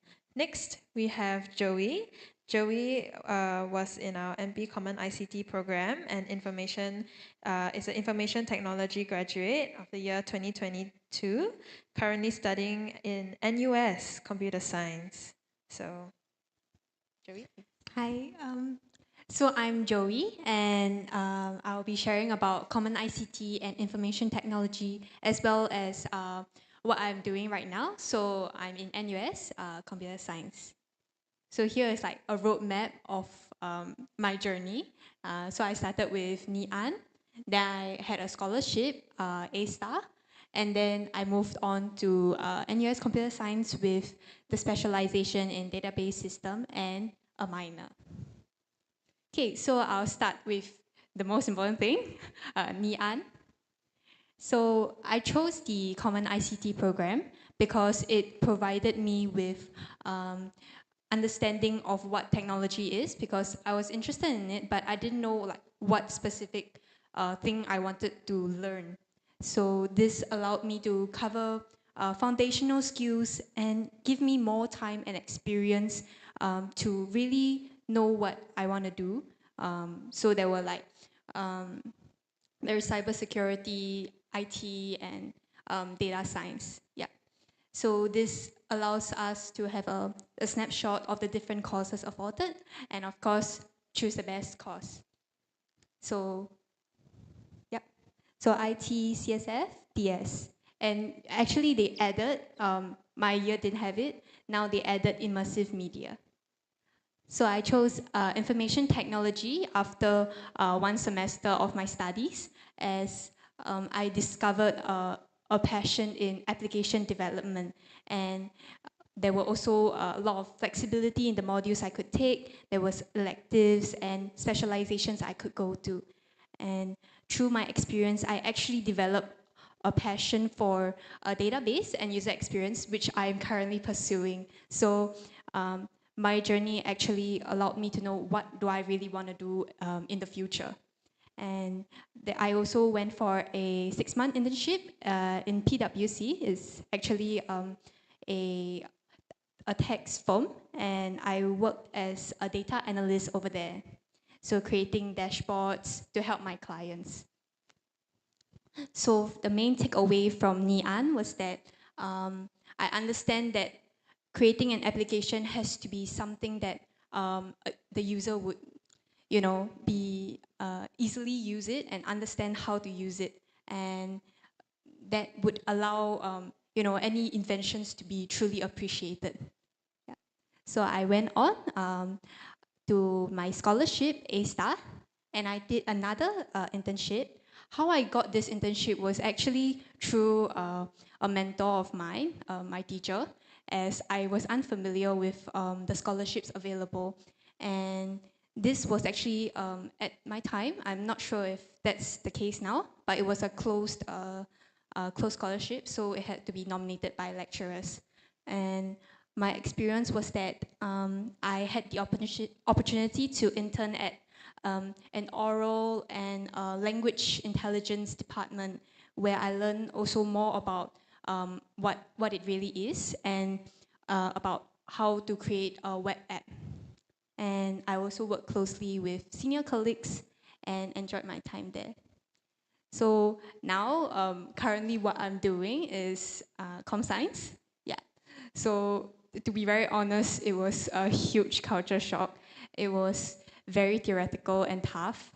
As compared to Ngee there was a lot of practicals that we had to do, but over here it was a lot focused on theory. Thus, time management is important in Ngee but even more so in universities, and that's for all universities, not just NUS. Yeah. So, but that being said, actually that helped Nian actually helped me to set a foundation and ease the learning curve for programming modules, which my peers also my peers may struggle at. And I also knew at the time, like when I was in my first semester, I knew I wanted to specialize in database systems, and I know I want to do UX. So that's how I already set firm of what I want to do for the next 4 years of my studies in uni. Yep. So let me summarize it. So here are some things that I talked about. So common ICT, I feel is good if you don't know what you want to do, like in tech, but you're interested in it. So you can choose what course you want to do. And also you can find out more about the eligible scholarships that you are interested in early, because that wasn't something I considered during my first few years. And lastly, content in Nian actually helped to set foundation and ease the learning curve for university modules. Thank you. Thank you so much, Joey. Again, for those tuning in online, if you have any questions, please do feel free to leave it in the comment section of wherever you are watching from. We'll have a Q&A session after all 4 speakers. Next, we have next speaker, Terence. Terence graduated from Ngee Polytechnic in 2016, as mentioned earlier, and was the former Ngee scholar. He studied multimedia and animation in the School of ICT, and he is currently one of the co-founders of Easy, an industrial supplies marketplace in Singapore, and is a Forbes 30 under 30 listee. Terence, please.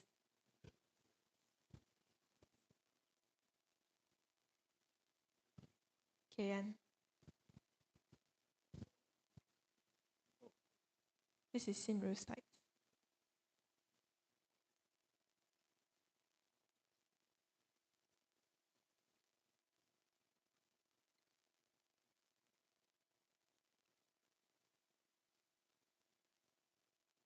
Apologies for the technical error. Terence, please. Yeah, hi everyone. My name is Terence.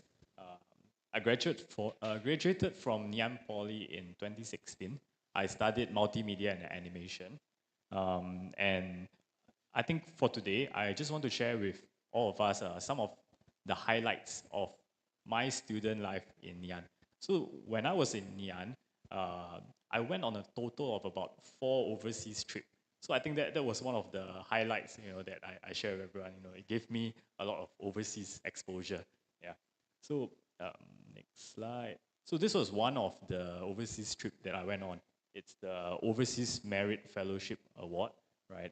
So we had a study trip to Syracuse University in New York. So over there we studied about public policy in the US, about their political system, about their justice system, right? So when I was there, I met a bunch of really fantastic Ngee scholars, right? So we went there together to study, we worked on projects together. And then we went around New York City. As over here, you can see the Statue of Liberty. We went to Wall Street, went to all the nice places in New York. So something that I took away from this trip was I actually met my co-founder. It's over here, yeah, during the trip. And then this trip was instrumental to my working life later on. Another trip that I went on was to Silicon Valley. So we went to big companies like YouTube, Autodesk, Maya, and then we went to, there's this animation studio, I think most of us may be familiar with, DreamWorks.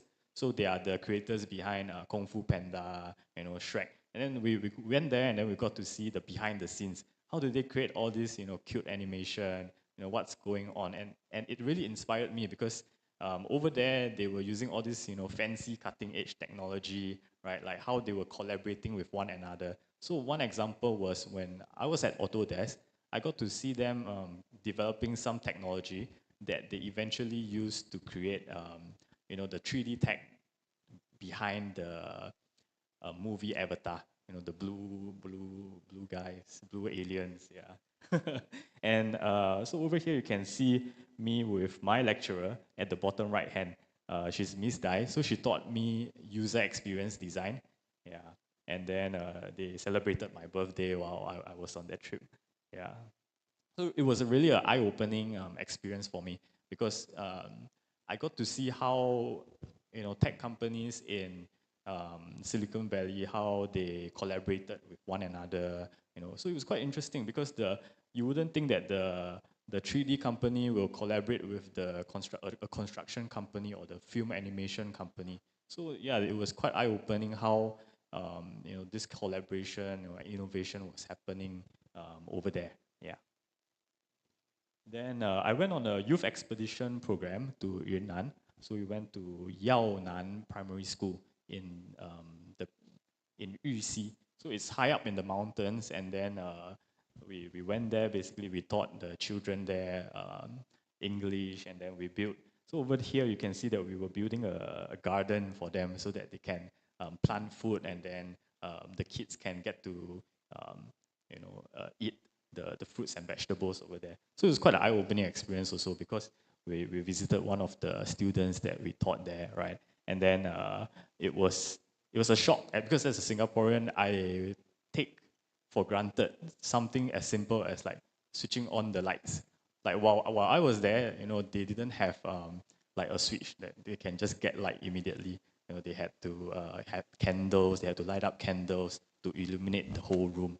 Yeah, so it was quite a humbling and eye-opening experience because, I mean, when I'm at home, I think most of us will just, light is just as simple as flicking on a switch, right? Yeah. And in my final year in Nian, so I formed a team together with my friends, and then we work on this augmented reality app. So basically, it's an app that teaches children sign language. It is augmented reality. So you use your phone and then you just scan on these cards, right? And then it's interactive. So the ball will bounce and then the cat will move, and then so we tested it together with children from kindergartens, and then we realized that they were able to do sign language, and it was quite fascinating because they learned it very, very fast. And we went on to win the Lee Hsien Loong Interactive Digital Media Smart Nation Award. It's a very long award, yeah. But it was the first year that it was launched, and then we were able to win this award, yeah. So this paved the way for me. So over back here, right, you see me and one of my co-founders. So after this project, when we graduated, we went on to start our company, Easy. So Easy is an industrial supplies marketplace, right? So we were fortunate to be incubated under Nian. So there is this Nian sandbox, right? I think today it's called Agile. I'm not very sure right now. Yeah, but along the way, Nian provided us some support in terms of incubation space, right? So we started the business. There was a period of time we started the business. There was a period of time where we were incubated under Nian, and then we grew the business from Nian. Yeah. And along the way in 2020, me and Jasper, we were commended for our work in e-commerce, and then we were awarded as the Forbes 30 Under 30. Yeah. So this is today. This is my team now. We have grown out of Singapore. We are operating in Indonesia, Malaysia, and Philippines as well. Yeah. So this is my my life journey, and Nian was pretty instrumental to all of this, right? Yeah. So this is my extraordinary story, and I hope you can be part of the extra. Thank you, everyone. Thank you so much, Terrence. Again, for those on the live stream, please feel free to ask any questions that you have in the comment section. Next, we have our final speaker, Sinru. Sinru graduated with a diploma in Information Security and Forensics in 2019 and is now specializing in digital forensics in the Cybersecurity Agency of Singapore. Sinru, please. Thank you. Hi, good morning, good afternoon, everyone. my name is Siru, and I'm here to share a little bit about my journey from my poly days all the way to who I am today. Just to keep a quick background, I am currently a systems engineer specializing in digital forensics and incident response from the Cybersecurity Agency of Singapore, or CSA for short. As for education, I graduated in a diploma in information security and forensics, now known as cybersecurity and digital forensics, if I'm not wrong, as well as a bachelor's degree in computer science, information security in NUS. Throughout my time, I was awarded the Ngee Polytechnic Scholarship for my polytechnic days, as well as the Smart Nation Scholarship to fund my university. Let me first begin by zooming all the way back to my polytechnic days. I'll be sharing some of the highlights that I have as a student here and what makes me stand out from the rest of the rest that they have presented. Yes. The first one I would like to highlight is the Overseas Immersion Program, which is essentially a 1-month attachment to Beijing Vocational College of Agriculture in Beijing, China, to learn more about their Chinese culture and traditions. As you can see from the picture, we did certain activities such as Chinese calligraphy, where I drew a bunch of bamboos, and also learn about ancient history, such as the rise and fall of Qin Shi Huang and the other dynasties. We also try to integrate ourselves into the society, and as well as talk to the students at the university, playing and just bonding and sharing our time as our differences in our lives as students in China and Singapore. We also traveled to places of cultural significance such as Tsinghua University, Forbidden Palace, as well as the Great Wall of China. As you can see from the picture there, the Great Wall of China is magnificent. You can see as far as the eyes can see, and I think it's very worth to travel there. I remember one of the steps were really high, so I'm a bit short, but it's around like 1 meter. So that's like one of the steps. I remember having to request the help from my friends so that I could scale the wall, just so I could continue like climbing it. But eventually we did manage to scale the entire wall, and the landscape was phenomenal, and I recommend anyone to try it at least once in your life. Besides overseas immersions, I also got the opportunity to obtain certifications while I was studying in Polytechnic. 2 of them is Certified Ethical Hacker and CompTIA Security Plus. Some of you may be familiar that these are really good entry-level certifications well known in the industry.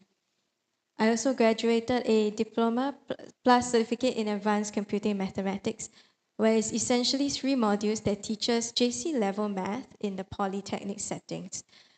I find that this particular Diploma Plus is very useful because it puts me at an even field with my peers in NUS when I started university, because they all come from JC and they have a mathematical background when I don't. And this certainly helped a little bit.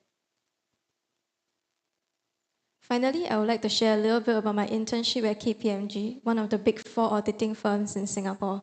I did 6 months in the forensic advisory department, and my role ranges from web application development, software development, memory forensic research, as well as digital forensics. I remember one time I was tasked to travel to an organization to perform an imaging for them. So basically, I would dismantle the PC, extract the hard disk, take a bunch of photos like it's a superstar, and then document and copy whatever information that is in the hard disk to ours. Of course, KPMG also has the ideal of working hard and playing hard, so I find myself spending a lot of time celebrating special occasions with my colleagues when I develop friendships, and lifelong friendships for that fact, as well as my bosses, where I develop professional relationships with them. I always find that it's exciting to meet each other when we chance upon each other at like conferences such as SICW. Now, zooming past all the way to university, I know Joey has done a good job introducing what it's like to integrate into university life, but having graduated, I would just like to share 2 of the most advantage that I find being a student at university, coming from Polytechnic. The first one is a fast-track degree. Essentially, I have exemptions from modules allowing me to start my year 2 modules in my year 1 semester. So because of it, I'm able to complete my degree in 3.5 years without overloading any of the semesters like what some of my friends did. Of course, I could have done it in 3 years, but however, I wanted to take the extra semester to learn a bit more about myself and develop a little bit more passion. So I spent the extra semester picking up personal projects and whatnot. Of course, for the modules that are not exempted, I still find that it's useful because it provides a basic knowledge and makes understanding the difficult concepts a lot easier. Because of it, I did well for my modules and became a teaching assistant for 1.5 years before I graduated. All right, let's zoom past all the way to current day. Just to recap, I specialize in digital forensics and incident response. My day-to-day life includes receiving a call from the client organization, traveling there to understand the situation of what happened, and then collecting evidence, which I think is important for the investigation, back to the office. So back at the office, I will take the evidence, I'll process it, and I'll analyze to piece together a bit by bit story of what happened throughout the incident. Of course, the next step is boring to some people, but interesting to me is the documentation. So I write a report on detailing what I did as well as the findings that I've obtained. And I will send this report all the way back to the victim organization when they can read about it and digest it a little bit. And the recommendation section will help improve their security posture to prevent certain incidents from happening again. As you can see, I'm quite passionate about what I'm doing, and this interest actually started in Polytechnic when I first got my digital forensics module. I remember I had to extract seemingly already deleted information from the image as part of my project, and this intrigued me to no end. I wanted to find out more about Linux and Windows and all the nuances and intricacies that comes with it. Did a bunch of research, continued my studies in university, and here I am today, never looking back. Besides my day-to-day, this career also gives me plenty of opportunities to study. And having been in this industry for 2 years, I have obtained Modular Masters, Certified Ethical Hacker Master, as well as the Cisco CyberOps. Some of you may be familiar. These are other examples of good entry-level certifications well known in the industry. Currently, I have my eyes set for SENS 508, so hopefully, cross my fingers, I'll be getting that soon. Last but not least, the career has also given me opportunities to go overseas. In these 2 years, I had the chance to go overseas twice, first to the ASEAN Cyber Shield hacking competition in Indonesia. Essentially, me and 3 other colleagues sit down to solve challenging problems ranging from web application vulnerabilities, binary exploitation, as well as reverse engineering. I'm not particularly good at CTFs, unfortunately. We didn't win, but I gained a lot of competitive experience from it.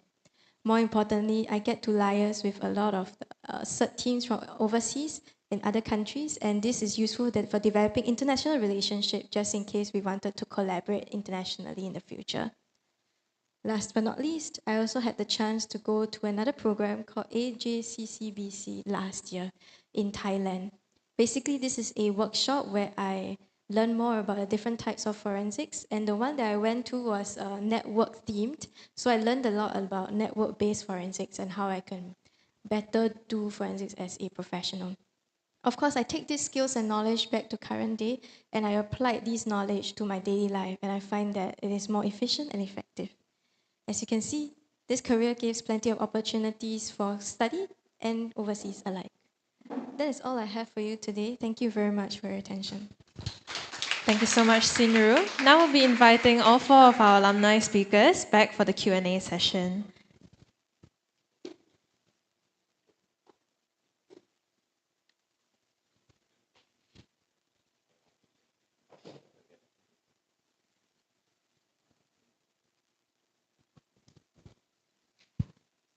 All right, so thank you all 4 of you for sharing your journeys. It's very insightful and very inspiring.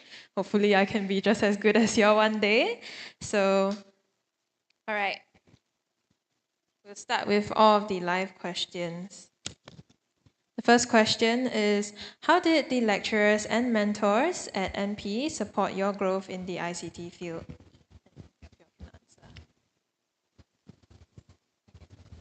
All right, I'll warm it up and go first. So actually, one of the lecturers is the reason why I'm in MP in the first place. Initially, when I got my O-level results, I didn't know what I wanted to do. So I was like aimlessly wandering around, and I caught the attention of this lecturer. He essentially didn't sell me the diploma, but merely just described what I should be expecting from the diploma. And from there, it really caught my attention and I decided to do just that. All right. Before we continue the live questions, does the audience here have anything that they would like to ask? All right, if not, then we will proceed with the platform questions. So the next question, what are the few challenges that you guys faced when transitioning from studying at MP to where you guys are at right now?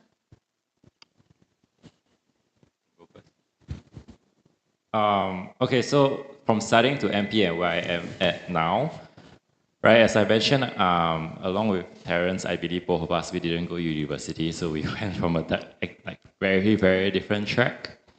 I think there's the fact that we need to prove that we are capable as people who have graduated from uni when going into the workforce. That was probably one of the factors that was always in my head. Even though it might not be there actually, but I would have the imposter syndrome when I go into different companies and stepping in the shoes of what should have been a job for a degree holder, right? So there's always managing your expectations and stuff like that. And yeah, my advice is to just keep your expectations low, and you do just fine.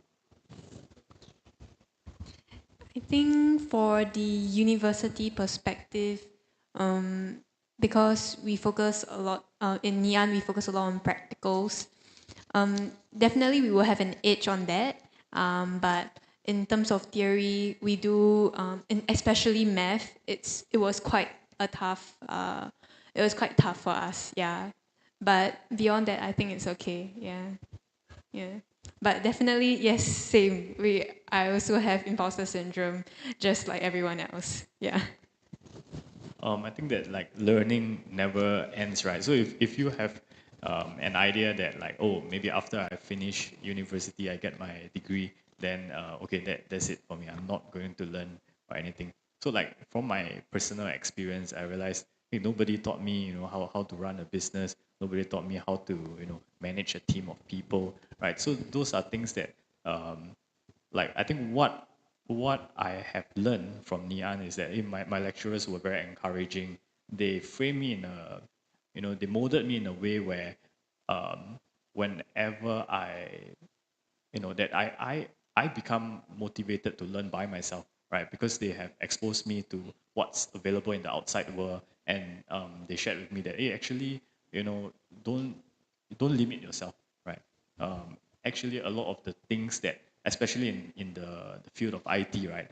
There are so many new technologies that's emerging every single day. Like maybe in the past 3-4 years, suddenly we have Gen AI coming up. Right? Nobody's going to teach you how to learn Gen AI, right? And by the time that school starts teaching you, right, there is already a wave of people that already are experts at it, right? So always keep your mind open and don't limit yourself.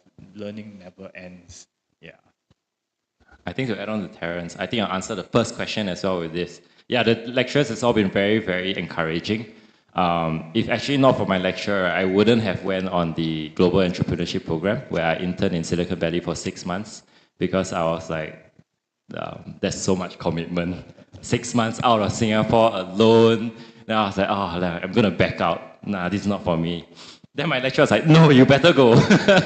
Right? And if not for that, right, I wouldn't be who I am today, right? I wouldn't have gained the confidence in starting out in the workforce, exploring networking.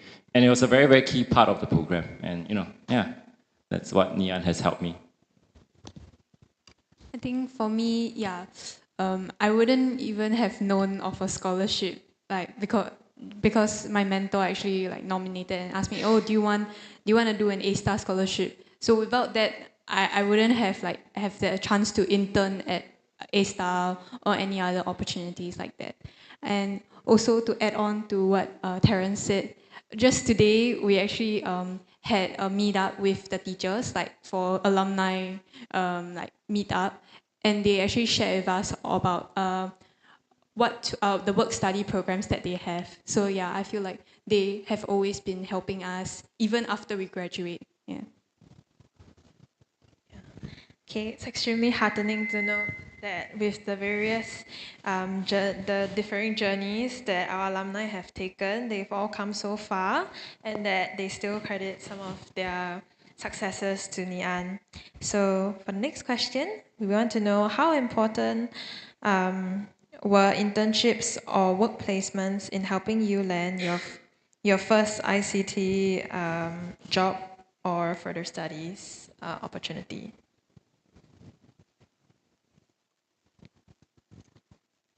I think for me it's a bit more relevant because I interned in the same thing that I'm doing currently. I find that the experience in KPMG has given me a good overview of what it's like to be in the industry and solidified my thinking of, hey, this is what I want to do. Yeah.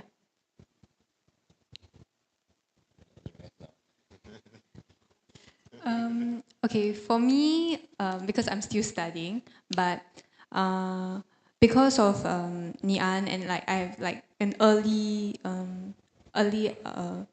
portfolio, like I can build on my portfolio early. I actually am able to secure a slot, which is NUS like NUS NOC. So it's like more of a overseas program for internship at a startup. And yeah, I think without poly like background, I wouldn't have been able to secure a spot because it's very competitive. Yeah. For me, I wouldn't really know personally because I went into the workforce using the Skills Future Work Study program. And that was actually pretty true trade as well. They linked me up with companies. I just followed the process and I got a job, kinda, right? The internship definitely did help build my skills in terms of actual work and outside of work, being independent, knowing how to do my stuff myself and stuff like that. So yeah, I don't really have much for this as well. All right.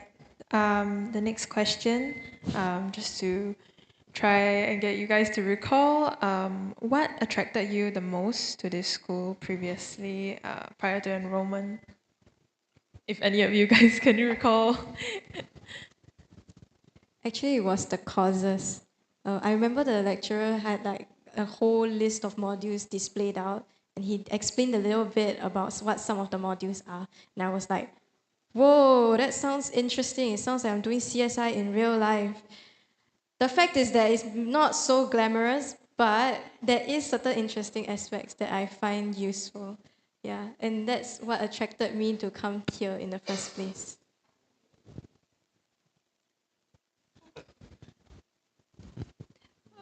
To me, okay, it's a bit naive, but it's the scenery.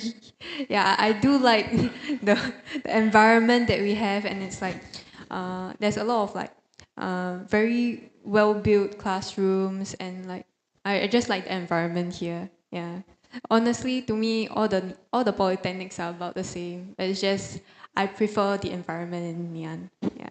You prefer the something extra, right? Yes, there's something extra.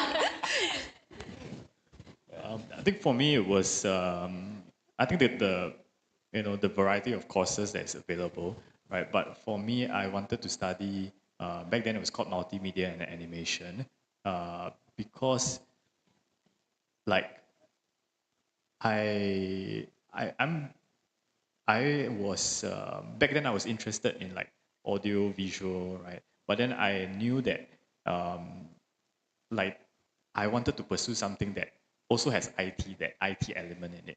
And then multimedia and animation was the right fit for me, right? So as part of the course, we get to develop apps, we get to develop user interfaces. So I think that was, that sparked my interest in applying for the course back then, yeah. Yeah, but yeah, mine also was very long time ago. I heard, NP gave the best IT course. I don't know where I heard that from, but that was a long time ago. I hope it's still true today, right? But my, not really very constructive, but my reason for coming here is because my brother also came here and, and it was close to home, right? Nothing wrong with that. Yeah, of course. I mean, there's no wrong reason. For me, like I said, I attended the open house. I also found the school really, really nice. The facilities here, they are always constantly trying to update it. Even as I've been here only 1.5 years, coming 2 years, they've constantly been renovating. The classrooms are always updated. Anything that's broken is replaced very fast. It's very important for tech, especially when we need to charge our laptops. Yeah, but I remember very fondly when I came here for the first open house that I was attending, again, actually one of the talks as well that was hosted by students and alumni. Yeah, and I was sitting in the classroom. It was one of the classrooms for the data science students actually, and it was the roller chairs with like the tables, and I was very thrilled. I was listening to the talk, and I was having a lot of fun spinning on the chairs, and I was like, oh, I can picture myself studying here.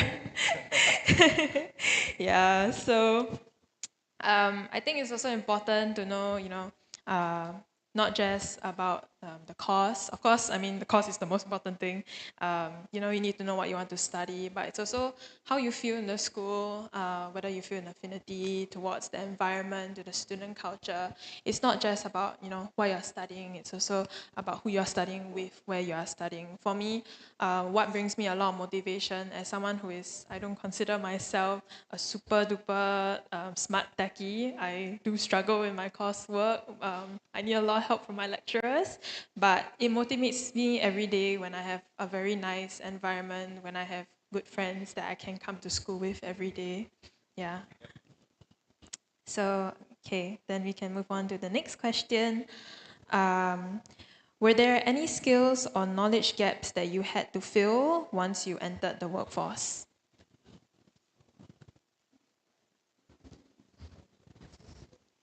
Maybe we can start with Terence. Yeah, I think definitely. Yeah, as I was sharing earlier, right? Like, I think the school doesn't teach you, okay, management skills. That's something like you have to acquire it through real life experience, right? Managing a team, managing a business, right? And there are, on the technical skill side, the school does teach you, some fundamentals, skills, principles, right? But the school doesn't lay out everything for you. So there when you go into the working world, you have to solve problems that, like you realize that, oh, my lecturers can't help me to solve this problem. I actually have to go and find the answers out by myself. I think this is something that, all the other speakers probably can relate to as well. Yeah. Yeah, of course. So I agree. Not everything can be learned through academics. Not everything can be put into pen and paper. But one thing that is very good about NIAN, about NPICT, is that they encourage the nurturing of these skill sets. So, for example, like I said, as my position as the president of Orion SIG, it's not just in the tasks that we do. Of course, in the SIG itself, with the leadership positions, yes, you learn team management, you learn how to balance different personalities, things like that. But it's also with the things that you choose. So what you prioritize. For me, I prioritized Orion, so through which I get to learn 2 skill sets.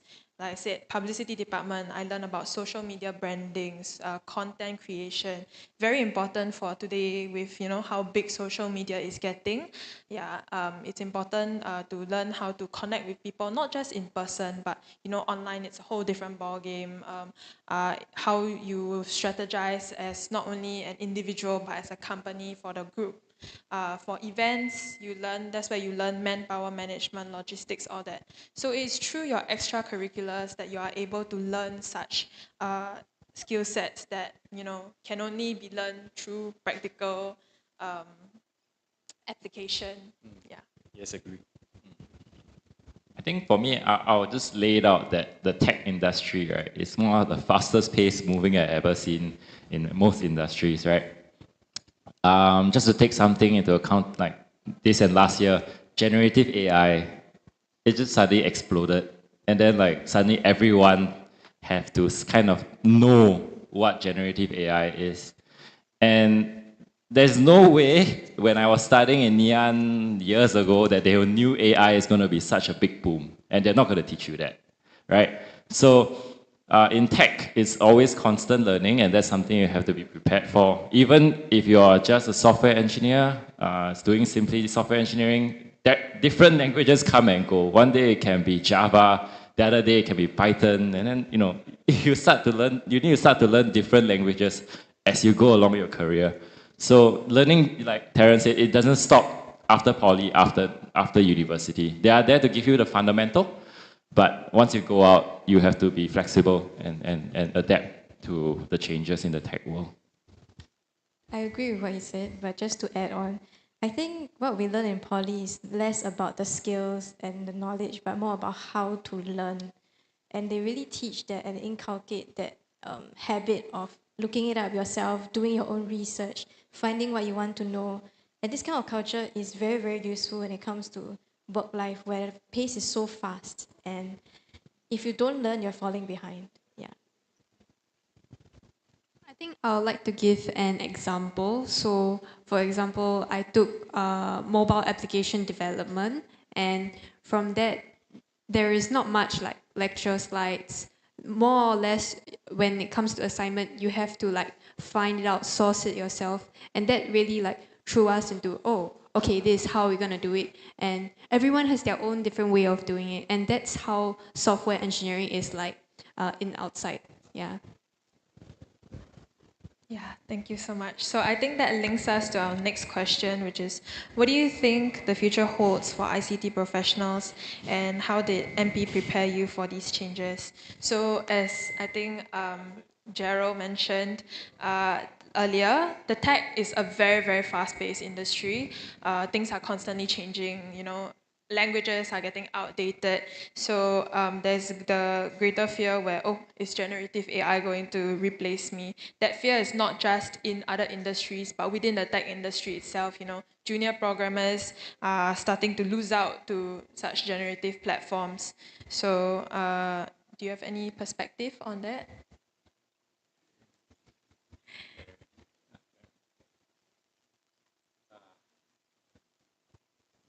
I think the potential of AI, it is limitless, right? Like the potential of it is there. I think for students or for anyone, we should be learning how we can harness the power of AI rather than thinking like, oh, will AI replace me? You know, um, I think the mindset should be, okay, I'm not very familiar with AI, but how can I get exposed to AI? How can I learn more about AI? How can I then, the final stage would be, how can I then leverage it to make myself, more higher skilled or more competitive in the workplace? Yeah. In the workforce, especially in software engineering, I use AI to augment my coding, right? There are a lot of what we call boilerplate codes, or really like codes that you have to like manually type all the time, now like automated using AI. But my honest opinion right now, AI is definitely not there yet to replace our jobs. Not to worry about that. Unless you can be 100% sure that the AI is not hallucinating all the time, because it always does, right? We haven't reached the stage yet, so I'm not gonna say that AI is there yet, and not probably for the next for quite some time, without enough computing power as well. Yeah. I think ultimately we have to think of it as a tool for us to use, not replacing us. Yeah. Okay, I think just to finish up with that, as Dave mentioned, generative AI is not yet at the stage that it can replace us. But one thing to know is that I think one of the things that we are learning now that's very important is we're not just understanding, the technical stuff, the coding. We are also being taught how to harness such platforms to our advantage. So in coursework, we are actually encouraged to use such generative AI platforms. As we've talked just with Mr. John Fan just now, we shared how the AWS generative AI platforms are also being utilized, integrated within our coursework itself. So one of the most advantageous things about MPICT is that they encourage the collaborative kind of working style with it. They are keeping us in trend.